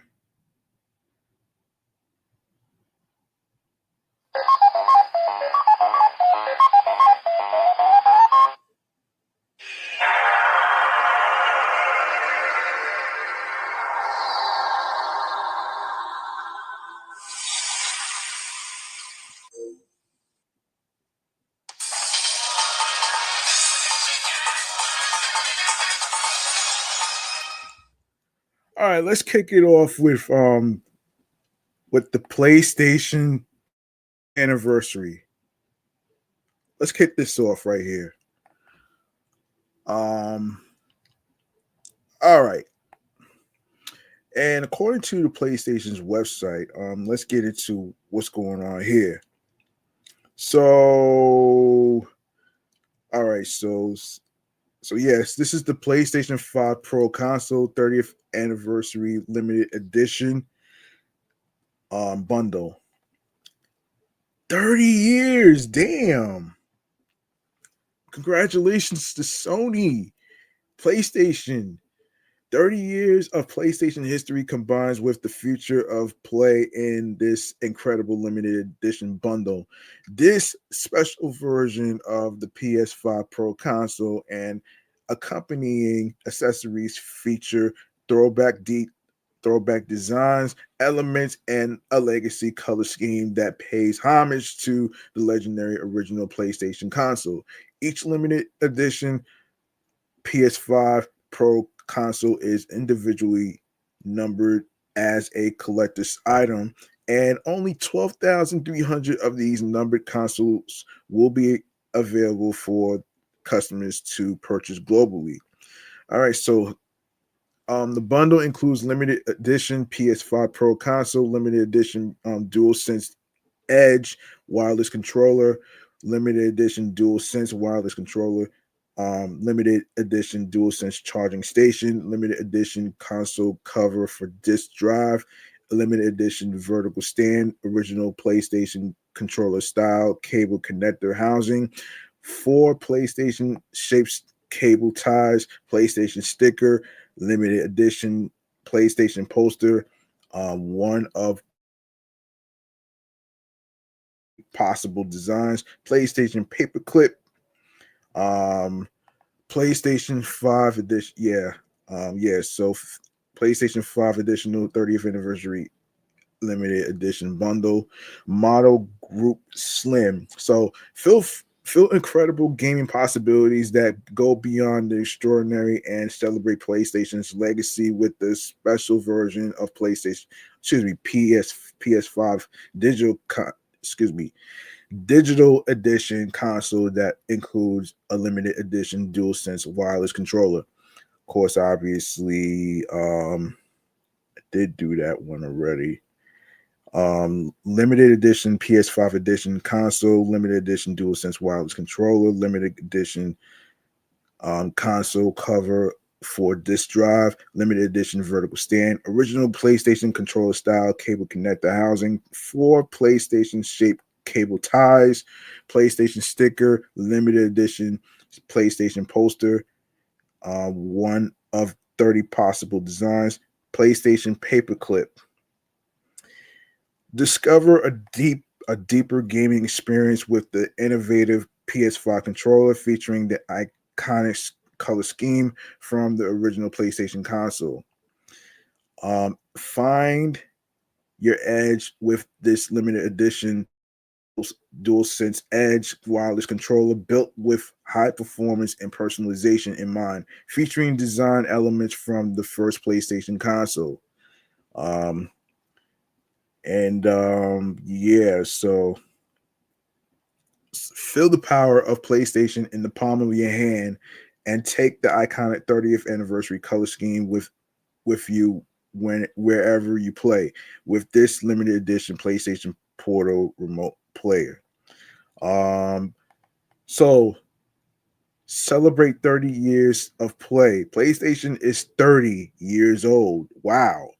And to mark 3 decades of incredible gaming experiences, you are invited to a series of special events and activities designed to celebrate the best of PlayStation's past, present, and future.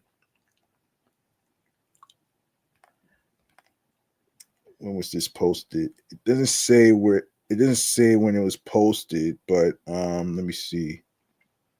I don't think there's any. Did they even say where? I don't think it was. I don't think it mentions where when it was posted. But I do know. Hold on a second. Find out more. Let me see something here. Yeah.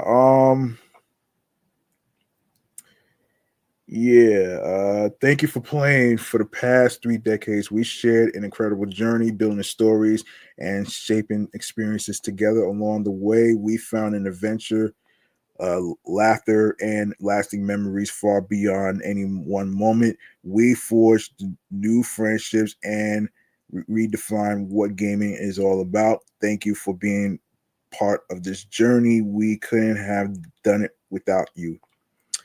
Um, yeah, so take a look back over 30 take a look back over the last 3 decades of PlayStation and the console's games and greatest moments that brought play to life.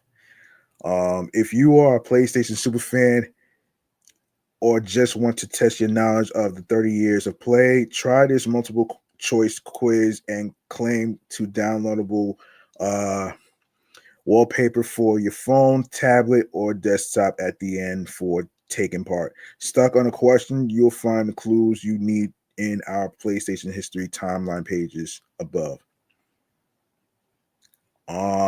Let's see. Introducing the shapes of play collection, create more fun moments with our iconic shapes. Shapes of Play Battle is a board game where you line up 4 different shapes of the same color. Shapes of Play create is a set of magnetic blocks that you can position in any shape. Shapes of Play Recharge lets you experience a new way to recharge between games. Downloadable wallpapers keep the anniversary celebrations going on your mobile device, tablet, or desktop with these free downloadable wallpapers. Um, want even more free wallpapers? There are 5 available for taking part in the 30th anniversary quiz, and even more on the dedicated wallpapers page. So check that out. My first Gran Turismo filled the excitement of the real driving simulator in this free to play beginner friendly introduction to the world of Gran Turismo. Unlock and race legendary cars, learn racing skills, and take on race events, time trials, not travels, and license tests across iconic Gran Turismo circuits.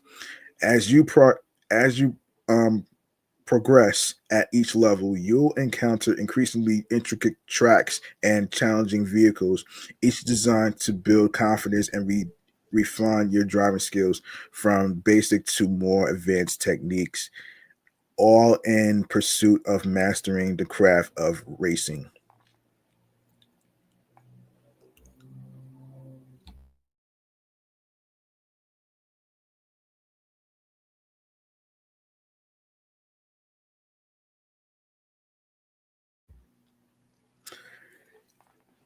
Yeah, so iconic PlayStation games sound collaboration with Sony Music each month from October to January already happened. You can stream or purchase a selection of soundtracks from fan favorite PlayStation franchises available digitally for the first time. God of War 2, God of War, Ghost of Sparta, Twisted Metal, Starhawk, Unit 13. You can also vibe to our specially curated PlayStation 30th anniversary playlist on Spotify, available to stream today. We'll have more to share on the upcoming digital soundtrack releases, which will be added to this playlist over time. So stay tuned. All right. All right. Let's talk Acclaim. I'm pretty sure y'all remember this. Y'all remember this gaming organization, right? So, video game industry vets, including former WWE superstar Jeff Jarrett, have decided to revive Acclaim Entertainment for the new generation of home console owners. And this is according to Hip Hop Wired. Remember Acclaim Entertainment? We are sure many of you don't. But for those who do, we are happy to report that the iconic video game publisher is back. This was founded in 1987. The publisher, best known for bringing iconic titles like NBA Jam and some 16-bit WWF titles like WWF WrestleMania, the arcade game, Mortal Kombat 2, to Rock, the Dinosaur Hunter, and much more to home consoles is back with a bold vision aimed at revitalizing the gaming landscape. Legendary pro wrestler Jeff Jarrett and Alex Joseph teamed up to bring Acclaim back. All right, so the video game industry vets, including former WWE superstar Jeff Jarrett, have decided to revive Acclaim Entertainment for the new generation of home console owners. End quote.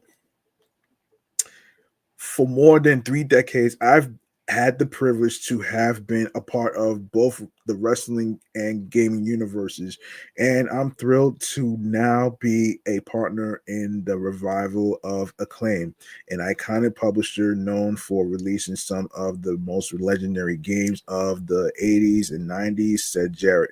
From my early involvement with the publisher's hit 16-bit WWF titles to my experience helping shape the TNA wrestling series, which spawned the first video game wrestler to become a full-time roster member in the squared circle, I've seen firsthand the type of impact great games can have on players and fans. Resurrecting Acclaim is an opportunity to impart the same degree of passion and love to a new generation, and I'm excited to be involved. Alex Joseph will use his over 2 decades of experience marketing and publishing PC, console, and mobile games to help Acclaim usher a new era of greatness as its CEO. End quote. It's an absolute honor and pleasure to be leading the charge and bringing Acclaim back to the forefront of the games industry, said Alex Joseph, CEO. We're fortunate that we have an extremely talented team and that we've already signed some incredible indie titles, which we'll be revealing soon. According to a press release, the company will also revitalize its portfolio of classic game titles. Per Acclaim, one of the key goals of the relaunch Acclaim is to resurrect and revitalize its beloved portfolio of classic IP enjoyed for years by millions of players. To ensure this vision comes to life, Acclaim has assembled an advisory board comprised of esteemed industry leaders, including Russell Binder at Stryker Entertainment, Mark Kaplan at Ridge Partners, and Jeff Jarrett at Global Force Entertainment. Their vast experience and invaluable guidance will play a pivotal role in shaping the future of Acclaim's classic franchises and innovative ventures. Acclaim's growth strategy is further supported by key partners Phil Toronto, partner at Vayner Fund, and Eric Vogel, partner at Jet Management. Their expertise in investment and management will help foster an environment ripe for nurturing independent developers and driving long-term success alongside the advisory board's leadership. We are intrigued to see what Acclaim cooks up in its return. Okay. Next we have hold on, let me try to get this next topic in. Actually. I want to get to all right, Xbox. All right, let's check this out here. So obviously Call of Duty Black Ops 6 is easily the biggest release on the Xbox platform since the acquisition of Activision Blizzard King, and to celebrate, Team Green is releasing a care package for COD players. And on Wednesday, Xbox unveiled its new Call of Duty Black Ops 6 accessories collection. It features 2 customizable Call of Duty Black Ops themed controller variants, a wireless controller, and an elite wireless controller series 2. Thanks to the addition of the console wrap, your XSX console can also participate in the action. Both controllers capture the tension and intrigue of the 90s spy thriller theme and will immerse players deeper into the game's world.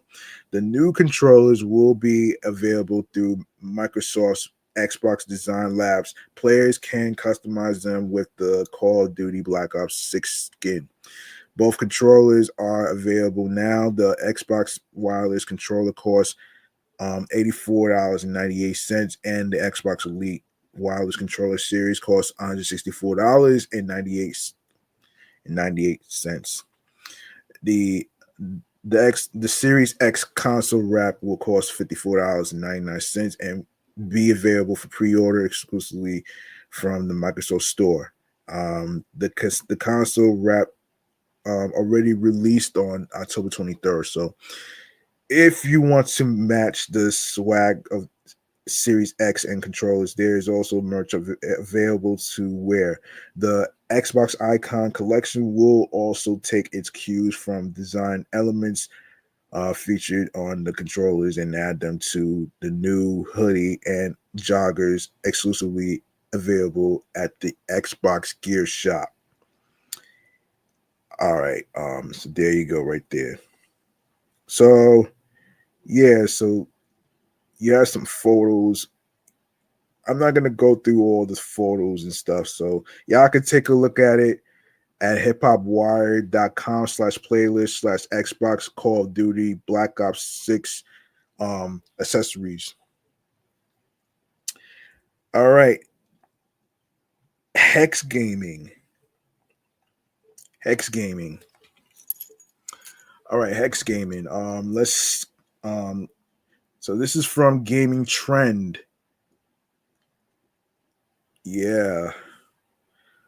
I'm a heavy duty controller user since I made mention of a distinct lack of pro controllers for PlayStation when I renewed Hexgaming Rival Controller, the market has exploded. There aren't just a bunch. Even PlayStation got in on the craze with the DualSense Edge. From here, you have to question if Hexgaming is behind the curve or if they might get lost in the shuffle. After using their latest innovation, the Phantom, they are back in the race for best PS5 controller.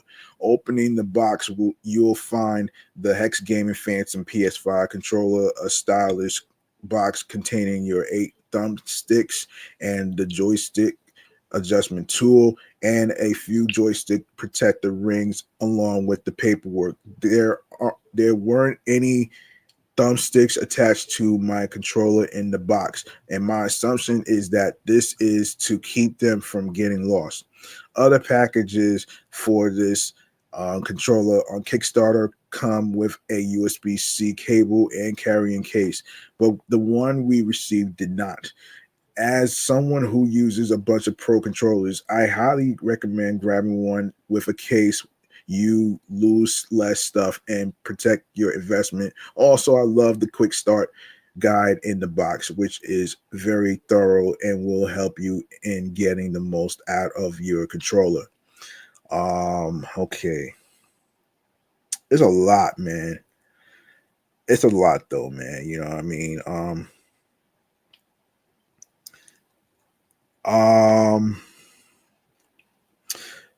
Where was I? So as I pulled the Phantom out of the box, I was in love. The controller isn't much different than a DualSense in appearance, but the clean design of the body is phenomenal. I chose the blue color and it is straight up stunning. The blank black face buttons are crisp. The thumbsticks and back buttons accentuate the color flow, and the Hex logo in place of the PS button looks awesome. There is also an advert on the touchpad, and I And while I don't mind it personally, customize your victory makes a little less sense to me in practice. It feels like I'm being advertised to after I already paid for the controller. Even so, it's just a great looking controller and available in 4 colors at the moment. And hand, the Phantom has a nice weight to it, slightly more heavy than a standard DualSense. These are made out of DualSense controllers, simply recrafted with the parts necessary to upgrade them. The back plate has a fantastic texture grip to it, allowing you to hold your controller and not have it slip during an intense combat moment. Beyond this, everything feels like it should, just like the DualSense you know and love. Several things set the Phantom apart from a regular controller, and those are the swappable thumbsticks, back buttons, and digital triggers. Starting with the thumbsticks, they are easy to change around as they pop off with a light tug. How somehow it's not so easy as to not come off during gameplay as well. You have 8 total thumbsticks to choose from and set up to your liking. So play around with them until you feel comfortable. I also like there being 2 sets of high thumbsticks. I've seen several come with just one. The textured grips on them are very nice as well.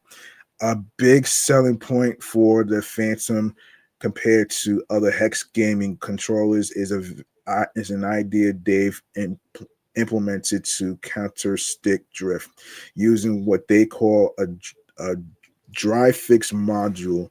You can simply open a covered port under the USB-C port on the controller and turn screws using an included tool. While it won't be able to cancel out ridiculous deviations, it's awesome to not lose an expensive controller over a little stick drift, given the controller I have in hand and is new. I haven't had to make those adjustments. But there is so much information the team has dropped. I can't see not being able to fix my controller myself easily. All right.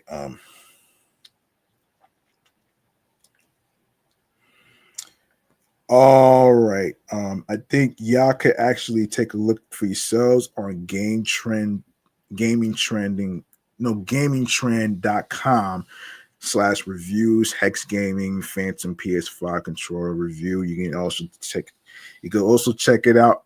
You can also check out their YouTube channel. Subscribe to their YouTube channel, Hexgaming. All right. I want to go on to the next one actually. So I want to go on to the next one. So let me go to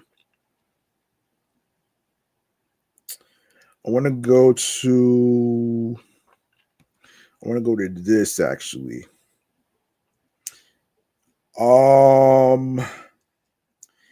Yeah, so this is another gaming topic. So according to Hip Hop Wired,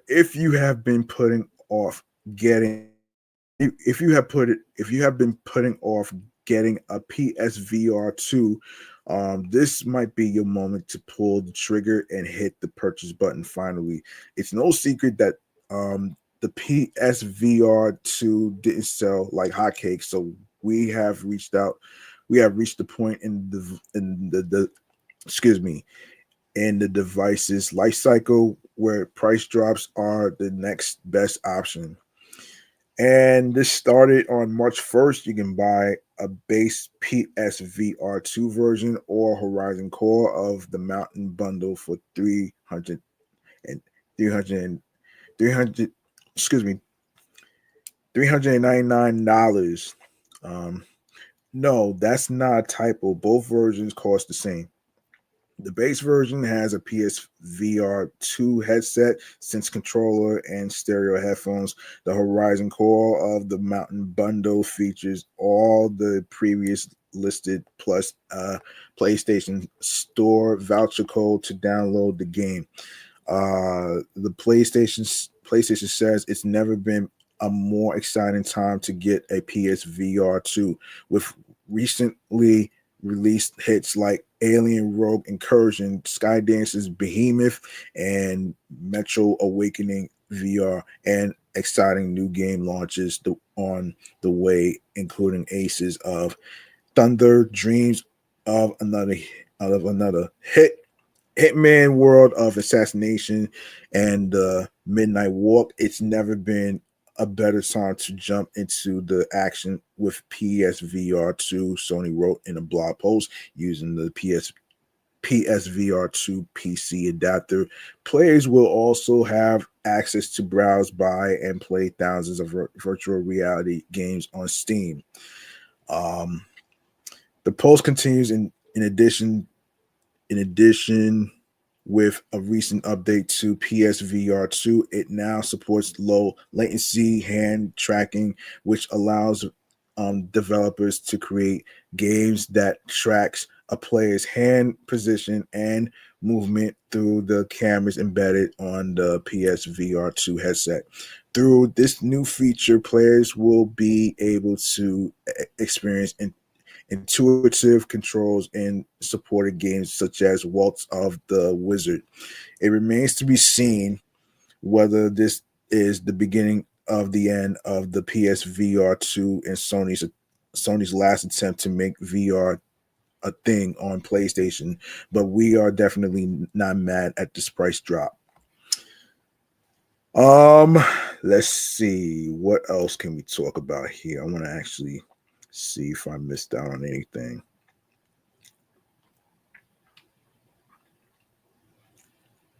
And let me see.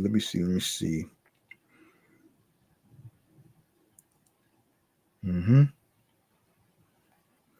All right. One more gaming topic that we gotta talk about here. So, all right. So, oh my gosh. Okay. Okay. Let me see. Yeah. Let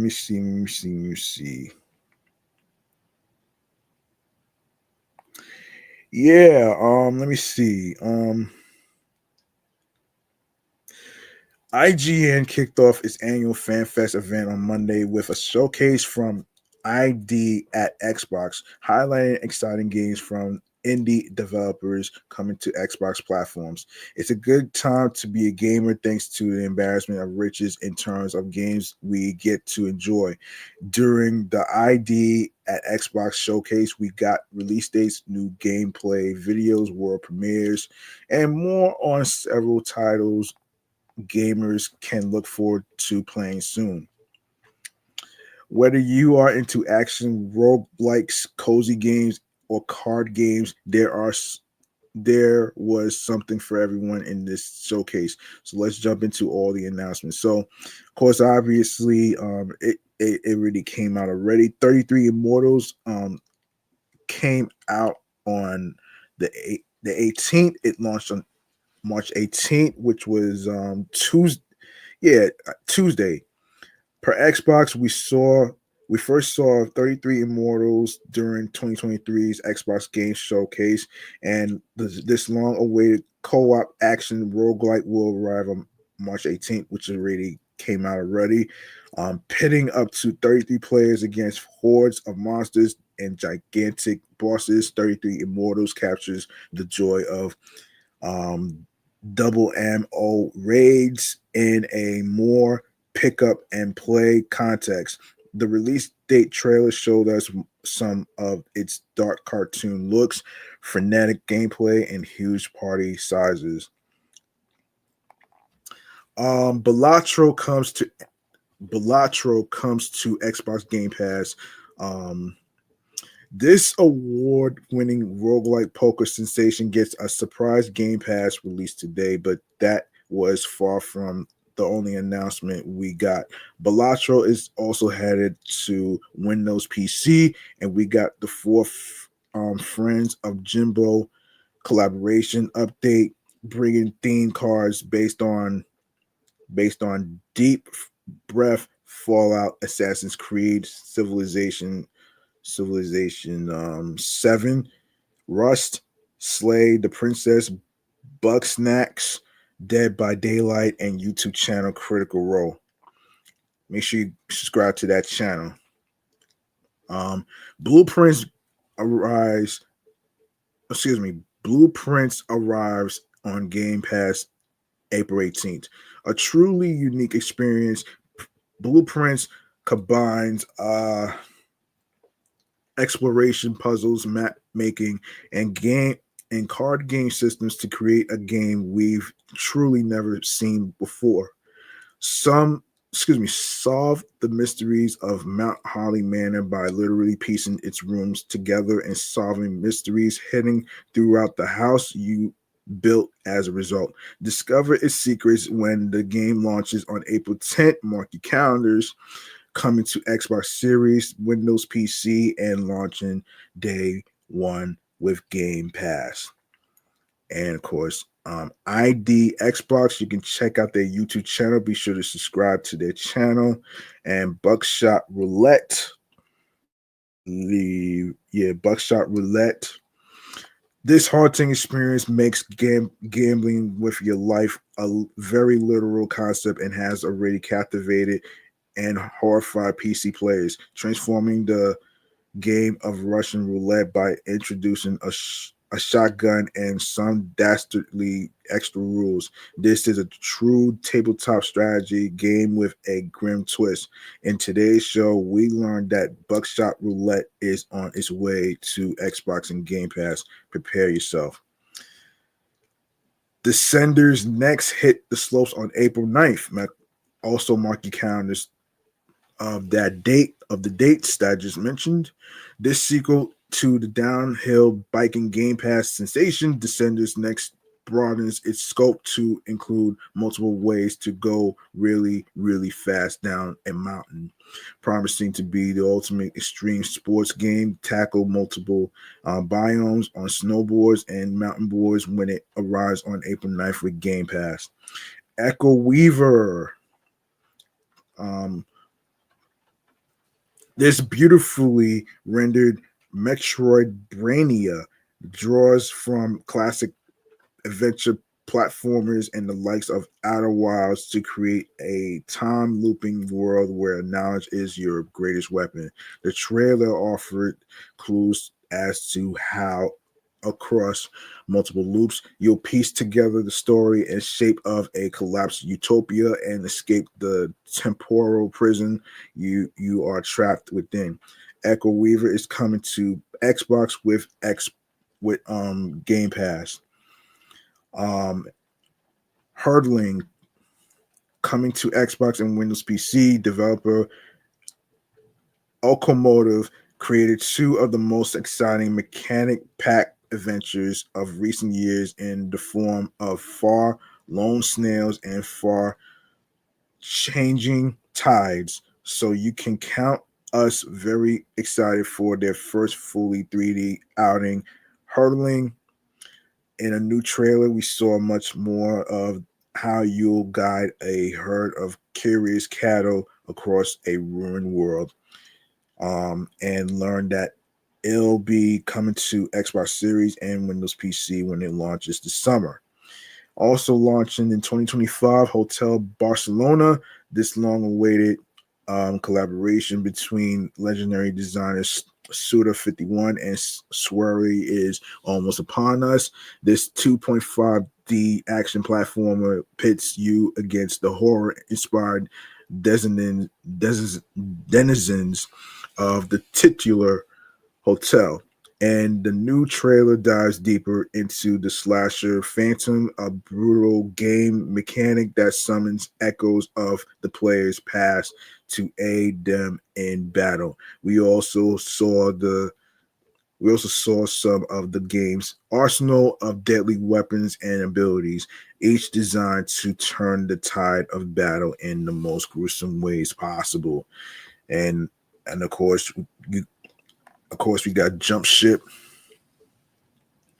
coming to Xbox Game Preview, developed by Hazelight. It Takes Two and Mojang Minecraft alumni. This 1 to 4 player FPS puts you in charge of a spaceship and asks you to take on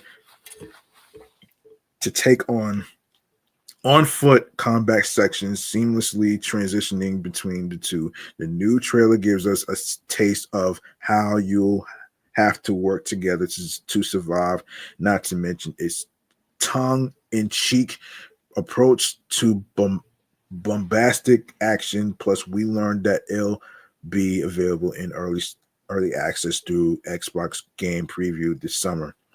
Lies of P Overture new story trailer. We got a closer look at the newly announced DLC for acclaimed Souls like Lies of P. The Overture expansion will see Geppetto's encounter puppet encounter a mysterious artifact that transports him back in time to the world of crack in its final days of grandeur. The trailer gives us a melancholy,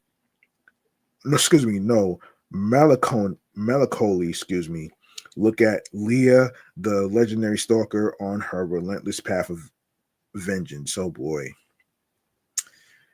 Yeah, I'm gonna just run down some stuff, man. So we got the Lonesome Guild world premiere. It's gonna come out this fall. You got Moonlighter 2, The Endless Vault, coming to Game Pass in 2025 of this year. Outbound coming to Xbox in 2026. Ratatan coming to Xbox this year. There's no release date. You can also subscribe to Outbound and of course the Xbox YouTube channel pages. Subscribe to there in case you missed out on any of the event that happened this year. So check that out as well. So Revenge of the Savage Planet coming to Game Pass on May 8th. Rock Beast world premiere. It's probably going to come out later this year. There's no release date yet. Tanuki Pond's Summer arriving to Xbox Game Pass. Late 2025, you should be expecting that. And Tempopo coming to Game Pass on April 17th. Tron Catalyst release date trailer. It's gonna come out on June 17th. Ultimate Sheep Raccoon coming to Game Pass. This is gonna come in what is it? Probably later. There's no release date, so there's no release date for this one right there. So you can actually check out what is it? Clever in Denver. Subscribe to their YouTube channel page for more details. Waxheads launching summer 2026. Voodoo coming to Xbox. There's no release date for this game right there. So there you go. If you'd like to know more about these dates of these games, go to hiphopwire.com. Go to hiphopwire.com/playlist/ID Xbox Showcase announcements release of each game. All right, I'm gonna go to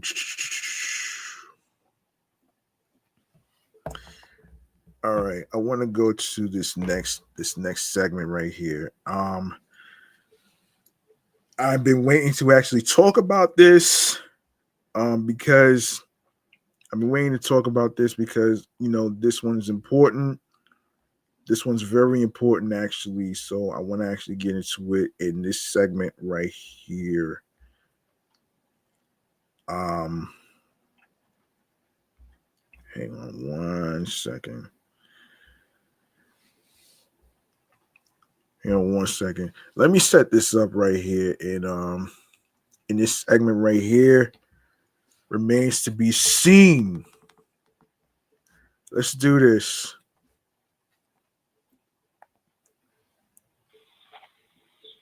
Remains to be seen, kid. Get it? Remains to be seen. Yes. Are you looking for some fun activities to do for the week and weekend?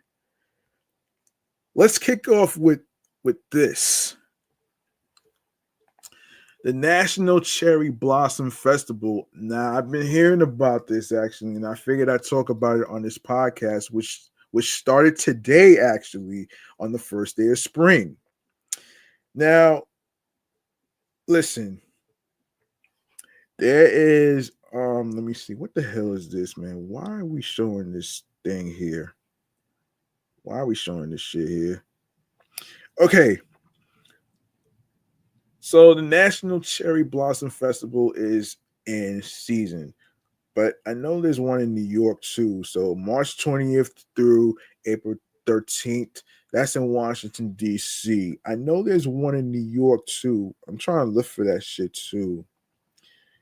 Yeah, there should be one in New York. Hold on a minute here. There should be one in New York. If I'm not mistaken. Cherry Blossom Festival. There should be one in New York. Let me take a look here.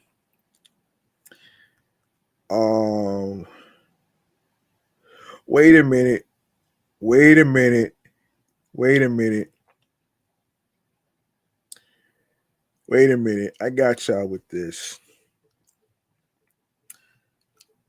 Cherry blossoms in NYC offer New Yorkers a brief but gorgeous pop of beauty, which is why we flock in droves to see them when they bloom each spring. From the Brooklyn Botanical Garden to Central Park and even some hidden spots around town, we've rounded up the best places where you can gaze at the delicate pink flowers in honor of spring. Take the perfect warm weather ready photo for your Instagram feed and check off your bucket list with these best things to do in spring. Now, of course, when do cherry blossoms bloom in NYC, you ask? Cherry blossoms bloom in NYC based on each year's weather, but they usually begin in earliest by late March. Of course, centralpark.com says the park's trees bloom from April to May. Speaking of Central Park, the cherry blossom trees here can be found between 72nd Street and 96th Street around the reservoir, Cherry Hill, Pilgrim Hill, Great Lawn, Cedar Hill, and the area just south of Cedar Hill between 74th and 77th Streets. But Central Park isn't the only place to admire these pretty petals. Keep scrolling for the full list. So, number one, you have Central Park. Number two, Greenwood Cemetery. Damn. Damn. Number three, Little Island. Number four, Brooklyn Botanic Garden. Number five. Oh, wait. I know there's some dates. Hold on a second. There's some dates actually that I have to pay attention to. Hold on. Yeah. I know there's some dates actually. So, of course, while discovering winding trails, rocks, and streams, you'll spot cherry blossoms around the bridle path of 90th Street, East Drive at 66th Street, the east side of the Boathouse at 74th Street, the Jacqueline Kennedy Onassis Reservoir and Cherry Hill Mid Park at 72nd Street. And of course, you could look for them across the Belvedere Castle because the only thing that makes a castle more magical is Princess Pink Blossoms. Greenwood Cemetery, it is located, hold on a second.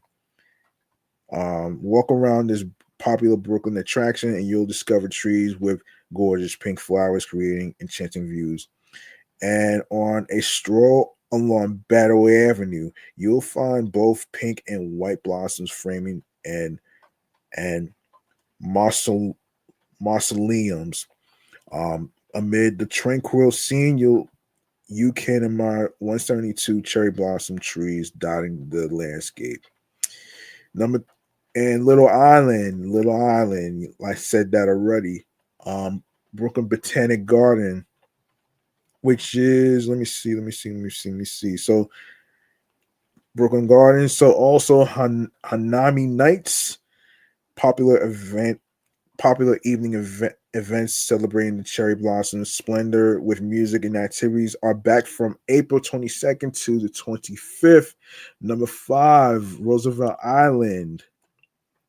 Number 6, Harlem River Greenway. Number 7, Secura Park,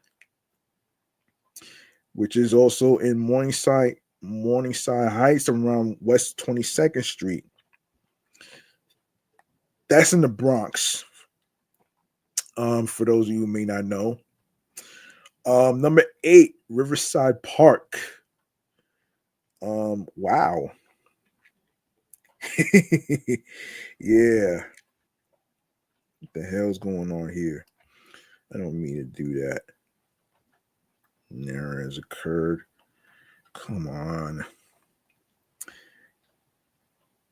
Yeah, let me see. Yes. Riverside Park. Of course, did you know this park has its own cherry walk? The trees on the 4-mile path along the Hudson River were gifted from the Committee of Japanese Residents of New York decades ago, and you can spot them between 100th and 125th Streets. Number 9, Flushing Meadows Corona Park. Flushing Meadows Corona Park offers a gorgeous spray of blooms that encircle the former World's Fair site, including the Astroview Towers and the Unisphere, as well as Queens Museum and Queens Theater. Number 10, Randall's Island. That's in,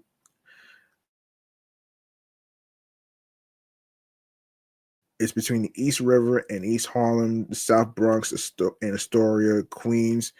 And of course, this park offers waterfront views of the East River along its western shoreline. The area also features cherry blossoms that you can admire while cycling or walking the pedestrian trails.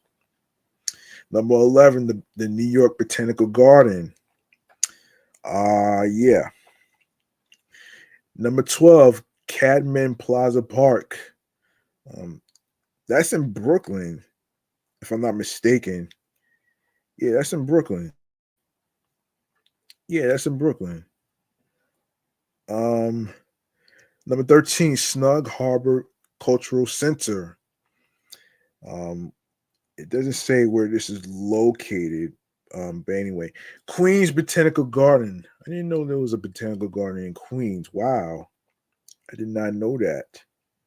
This 39 acres serene space in the middle of Queens evolved from a 5-acre gardens on parade exhibit from the 1939 to 1940 World's Fair.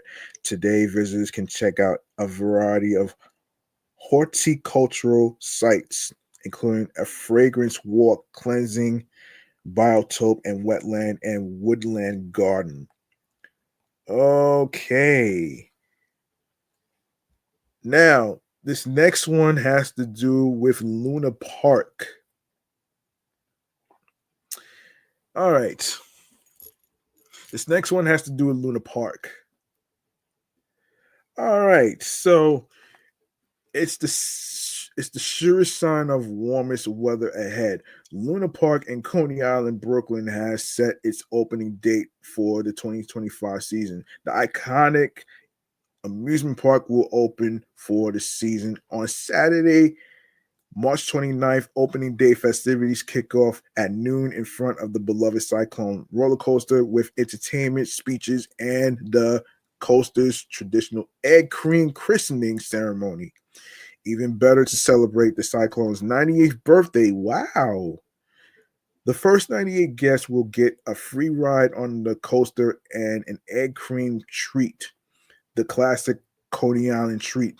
As for the rest of the season, expect new arcade games and renovated retail outlets and a new patio at Salt and Sizzle. Luna Park will also offer expanded hours. After its opening weekend, March 29th through the 31st, Luna Park will be open daily during spring break from April 11th to the 20th.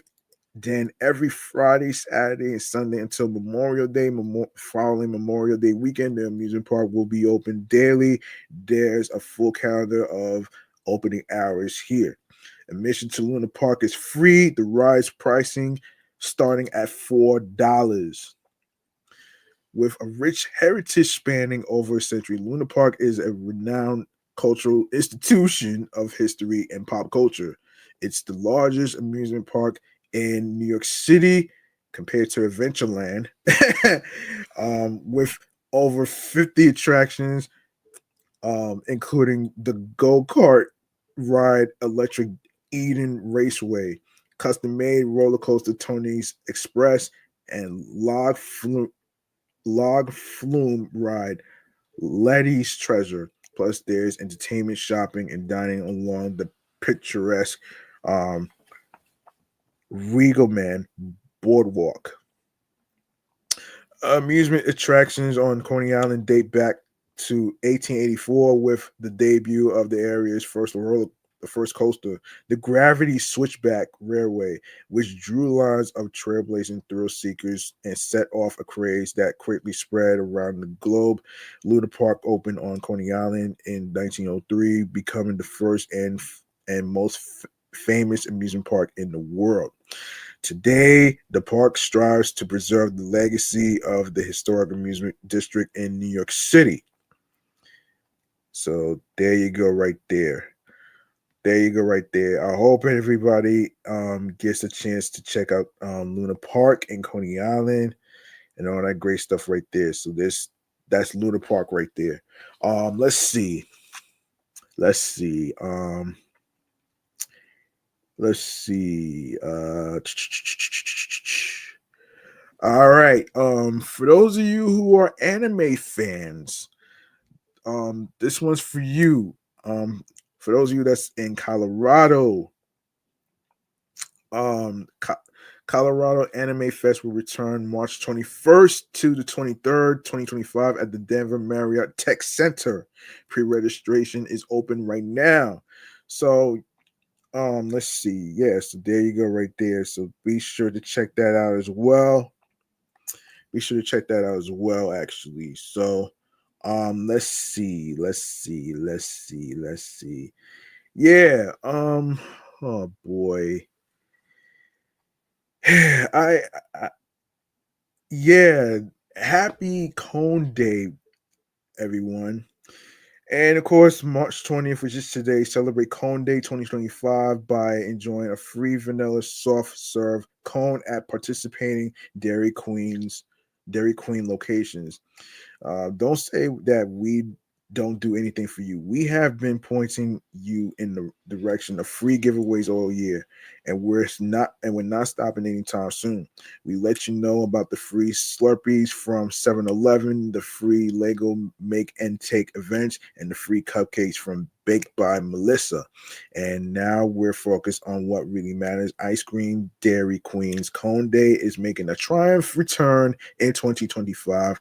Today, on March 20th, you can celebrate this special occasion by enjoying a free vanilla soft serve cone at participating Dairy Queen locations. Anyone looking to participate in this free giveaway can visit Dairy Queen or download the Dairy Queen app to find a local restaurant on March 20th, which is today. The promotion runs all day while supplies last, with a limit of one free cone per person. This free giveaway is not valid on delivery or mobile orders. Celebrate Dairy Queen's Cone Day with a free vanilla soft serve cone on March 20th.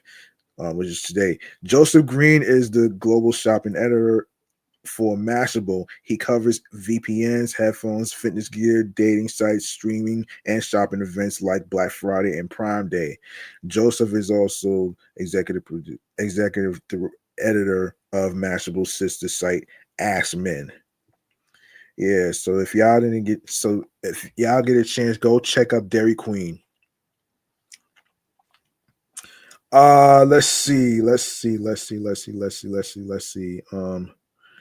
Do I have anything else I want to talk about? Anything else I want to talk about here? Speaking of Adventureland, I'm glad I brought that up actually. Oh, okay.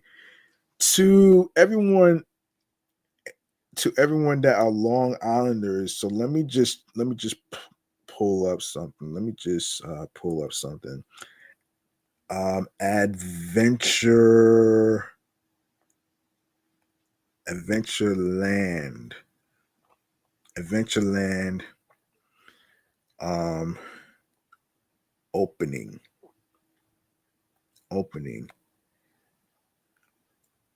day. Okay. Now hold on a second. Yeah, I want to actually make sure that I don't leave anybody out. I do want to okay, so here's what's happening here, man. According to their website, right? Let's see. So yes, I did see earlier in regards to Adventureland while I was watching TV, so I figured I'd talk about it on the podcast today for you folks out there that's living in Long Island. So, of course, obviously, operating hours. Thank you for a great 2024 season. We wish everyone a safe, healthy winter. So 2025 season kicks off on March 22nd and March 23rd. And of course, new for 2025 is the Wave Twister coming to spring 2025. Let's look at some information in regards to this. Is there any information? I don't think there's any information. Oh yeah, Adventure Rides, of course. Obviously, you can check out their YouTube channel. Alfie's Last Call. Admissions starting 2 hours before park closing. Available at the park only, not available during private events. Upgrading a daily admission to a season pass must be done on the same day the daily admission was used. Okay, so all right, so Adventureland is Long Island's amusement park since 1962, and we welcome you and your family and friends to come enjoy a fun and exciting day on our rides, attractions, games, and more. Adventureland Amusement Park is only located 30 minutes east of New York City, and 2245 Broad Hollow Road, which is in Farmingdale, New York, and features over 30 fun and Adventureland has something for everyone with a variety of thrill rides, family rides, kiddie rides, and water rides. And of course, you can enjoy some you can enjoy some Adventureland group sales, enjoy fun and savings at Adventureland with group rates. Reserve your group event at Adventureland Amusement Park. Events at Adventureland all season long. Adventureland offers fun and exciting events. Stay up to date with the latest upcoming events and specials. Fun rides for everyone. Adventureland is Long Island's amusement park since 1962. Of course, you can check out the rides and attractions, all that great stuff right there, man. And to learn more information about Adventureland and the tickets and season passes and gift cards information, you can check out adventureland.us. All right. Let me see if I have anything else that I want to talk about here. Let me see. Let me see if I have anything to talk about here though. Um actually Crumble, since I'm here actually. So it started on the week of the 17th of March through the 22nd. So you got natural flavors, wild berry, sugar, cookies and cream brownie, chocolate mint cake featuring Andes, semi sweet chocolate chunk, mallow cream featuring Lucky Charms, milk glaze featuring Fruity Pebbles, and original pink sugar. You can follow them on social media, including YouTube, along with Facebook, along with Pinterest, X, TikTok, Instagram, LinkedIn, and YouTube. All right, let me see if I have anything else that I want to talk about here. Let me look up some stuff that I saved on Instagram in terms of the places. I did see an event in regards to Uncle Ralph McDaniels, so I'm gonna pull that up right now. I'm gonna pull it up right now, actually, before I wrap up. Um, I'm pull it up, Route. I'm gonna pull it up. Wait for this thing to. Let me wait for this thing to actually. Let me just make sure that this loads. Hold on a second. Come on.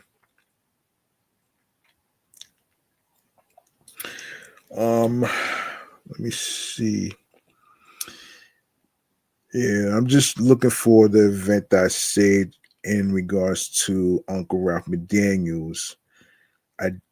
I saw that and I saved it, so I'm gonna actually look for it right now. Just give me 1 second.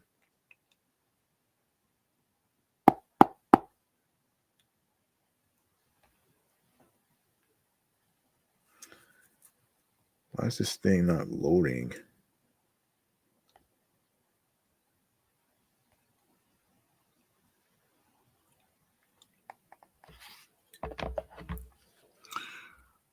Hold on, folks.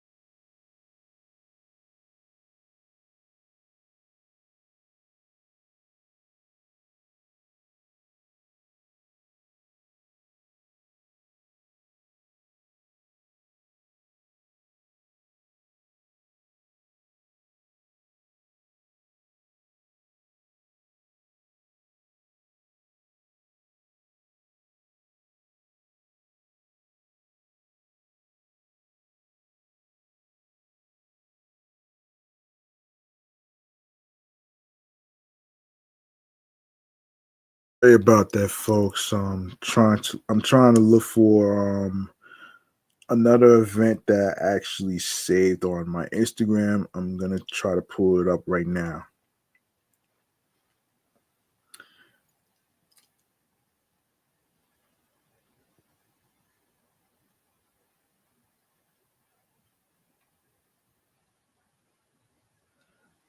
Um, where is it? I just saw that. I just saw it. Hold on a minute.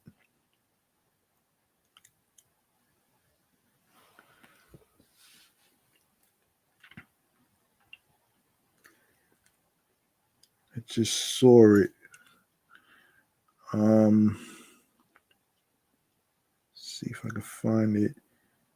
I just saw it actually. I'm just trying to look for it. Um, yeah. I forgot to mention something actually. If you are in the Chicago area, Paris area, Los Angeles area, and you're looking for some fun activities to do for the week or weekend, you can check out timeout.com. That's www.timeout.com. All right. That way you won't feel left out on some fun activities to do since today is the first day of spring. So, yeah, I got y'all. So, there you go. If I can find it though.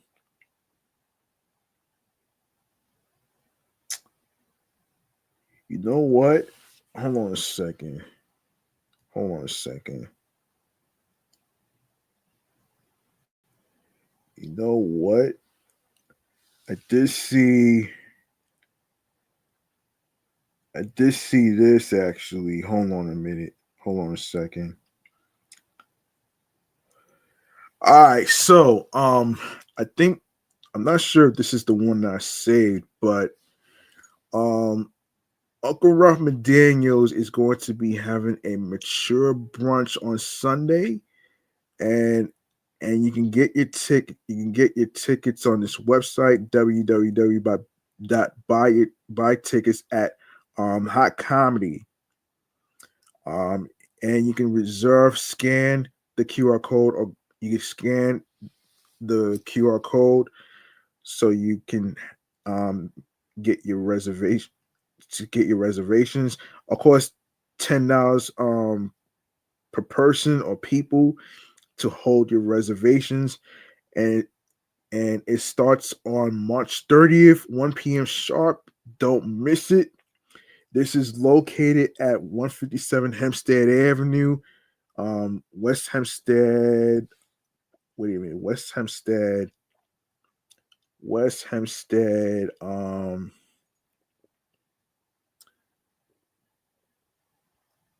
Wait a minute, West Hempstead something. Hold on a second.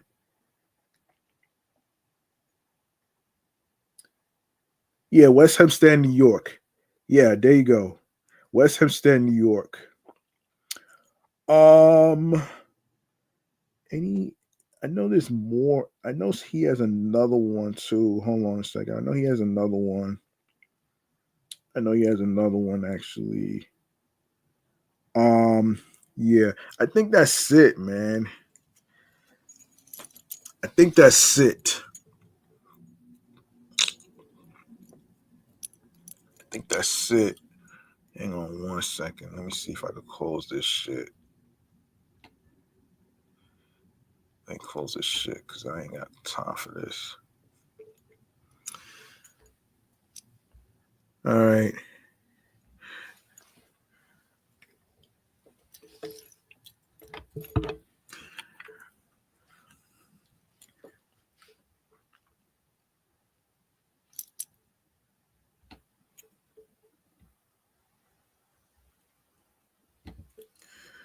All right. What do you say we wrap up here in this segment in a bow with stream choices on the go?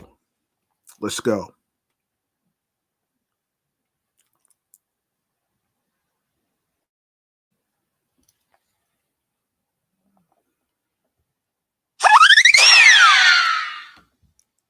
All right, make sure you follow Off the Meat Rat Chainz New York Avenue podcast on Blue Sky Social, Facebook, Threads, and alongside with Instagram, along with my other podcast shows that's also on Blue Sky Social, Facebook, Threads, and Instagram. Um, and that will be the Sports Edition show, Excellent Fun Vibrant Talks podcast. My entertainment review show is Meticulous Vibe Juice Podcast. Make sure you follow that on Blue Sky Social, Facebook, alongside with Threads and Instagram, as well as myself, your host with the most. Be sure to follow me on G Money Stacks 555 in Queens, New York. I'm sorry I haven't been on Instagram Live for a very long time. I'm trying very hard to actually get me a new job so I can actually get a new Android tablet so I can actually do some Instagram Live feeds and stuff for my podcast episodes and stuff. So I do apologize for not being on there. It's just the whole cyberbullying thing. I needed a breather and a break. So there you go right there. So that's the long story short. Yes, G Money Stacks 555 in Queens, New York. And if you go to the link in bio, right? And the Linktree link, because here's the thing, man. Because here's the thing. I'll talk about YouTube in a minute. All right, so make sure you you go to the link in bio. You're gonna see a whole list of audio streaming platforms that you can download onto your iPhones, Android phones, iPads, Android tablets, alongside with laptops, including Apple Mac and alongside with Dell laptop models. And this includes Odyssey, Audible, Audioverse, Amazon Music, Breaker, Bullhorn FM, Castbox FM, Deezer, Listen Notes, Moon FM Podcast, Overhaul FM Podcast Player FM, Pocket Cast, Podbay, Podfriend, Podhound, Podopolo, Podorama, Podcast Index, Podcast Addict, Podverse, Podcast Guru, Podvine, Snip, Spotify. You can add the podcast to your Spotify playlist, whether you are on the go, destinations, whether you're going from point A to point B. Spotify for creators. You can also comment on Spotify for creators as well, and tell me what you think about the topics in today's episode, and of course, with everything I talked about, including the fun activities to do for the week and weekend, video game topics, movie topics, TV topics, all that stuff, including the breaking news of the MTA New York City Transit threat. And you can also listen on TuneIn Radio, Fountain, Radio Public, iHeartRadio, the number one app where you can listen to music of your favorite singers, including our R&B, your favorite rappers, hip hop artists, radio stations, podcast episodes for free. You don't need a debit card or credit card to download iHeartRadio. All you need to do is subscribe and follow the podcast on iHeartRadio alongside with other streaming platforms that I just mentioned. Yes, you can listen to your favorite podcast shows, but you chose to listen to this podcast as well. And I appreciate that. And of course, make sure you subscribe to the YouTube channel page, G Money Stacks 555. Yes, the YouTube channel page, G Money Stacks 555, that I just showed y'all in the last episode. The link is going to, when you go to the Linktree link, you're going to see, I just showed y'all in the last episode. So if you go to the link that says subscribe to Off the Meat Rat Chainz New York Avenue podcast on YouTube, make sure you check that out. I want to make something clear though, man. The reason why I dropped the YouTube link in the link tree is to make it easier for you folks out there, so you don't have to worry about typing the YouTube channel name and the YouTube search engine. And that's why I was stressing last episode in regards to the scam of the SEOs, man. You got to be careful. Be careful with all these scammers out there, man. That's why there's been 5 things that are ripoffs. All right. If you can check out episode 387 as I talked about the 5 ways to spot scammers. All right. That involves a SEO for YouTube or any other platform right there. All right. All right, so yes, be sure to grab that subscribe button, and of course, be sure to leave a like and a comment along with the topics in today's episode or any previous episodes whatsoever. Be sure to also share the podcast. Actually, share the podcast, share the Linktree link, share the videos, tell a friend to another friend, tell all your friends by spreading the word. Be sure to also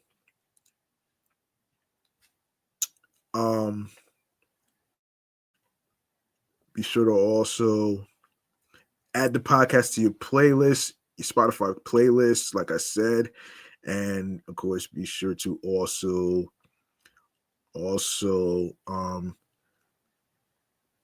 check out the episodes in case you miss any of the episodes whatsoever.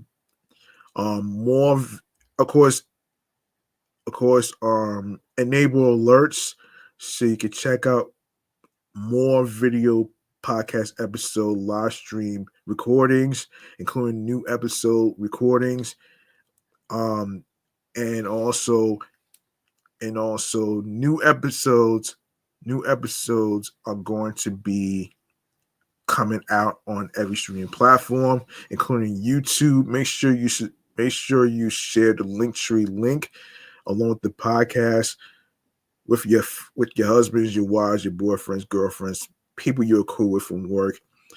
And new episodes on Mondays, Wednesdays, and Fridays on every streaming platform, including YouTube, whenever you listen, stream, and watch your podcast. All right, man, that's going to do it for me, man. I'm glad you enjoyed this episode. That's going to do it for me. I'm your man, G Money Stacks, aka the Gregonator. Thank you very much for listening to me and letting me express myself as far as like the topics go. Remember, the grind doesn't stop. Hard work pays off. If you want something, you have to work hard and earn it. It's not going to be given to you on a fucking silver platter. Also, let me just say, when it comes to you launching and premiering your podcast, make sure you be yourself behind the microphone as you're recording episodes and topics of your podcast. And listen, it's not a matter of you making money or not off of a podcast. It'll be nice to do that, but you want to make sure you have the right sponsor ad that relates to you. You know what I'm saying?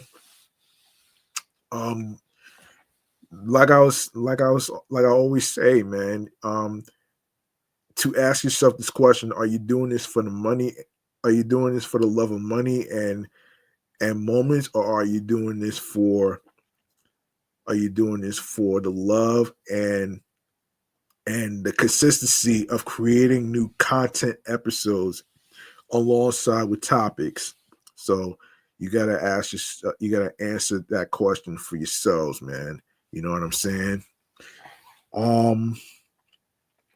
And I also like to say and shout outs to 98 subscribers out there.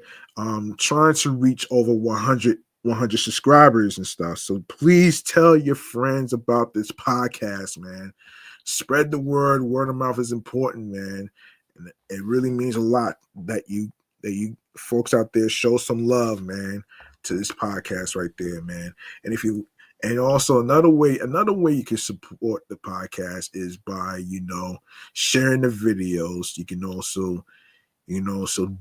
also donate to my PayPal, which is in my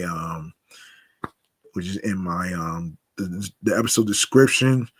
You don't have to donate a lot of money. Whatever you have, will be appreciated. There's nothing too small or too big about it. So don't worry about it though, man. You know what I'm saying? If you have it, you have it. So don't worry about it. Don't pressure yourself. Anyway, let me just say this though, man. Be on your P's and Q's creatively, mentally, emotionally, physically, and spiritually. That gets you into your zone alongside with ton of vision. And remember, there's no guidebook on how to follow your goals and dreams, your path and your journey and your heart. And also, I also like to also say it doesn't matter you win or lose. It's how you play the game, and it doesn't matter whether you are in competition with other podcasters or not, though, man. Worry about staying in your own lane. Don't worry about trying to compete with other podcasters, okay? Don't worry about that. Just take your time, grow your shit, and then everything will come together. All right. So I'm gonna see y'all next time on the flip side with new episodes, all that great stuff. Whatever topics I don't get a chance to cover, I will cover them in the next episode or other upcoming future episodes whatsoever. All right. And of course, let me know how you feel about the places that I just mentioned. For you to check out. I will, however, put in the post where you can actually check out some fun activities on the YouTube community post section. So after I get off the air. All right, so I'm out of here. Peace and one love. Happy first day of spring to every single one of y'all out there, man. And I hope y'all enjoyed the weather and everything else in between. And of course, there might be some more nice weather as we approach April. And of course, man, if you are a New York Mets fan out there and you're looking to actually get in on the action, reminder that the New York Mets game is tomorrow at 1 p.m. The Mets take on the Cardinals at 1 p.m. 1 p.m. on SNY. All right. So let me make sure I actually got that. I got that covered. Let me make sure that I got this correct.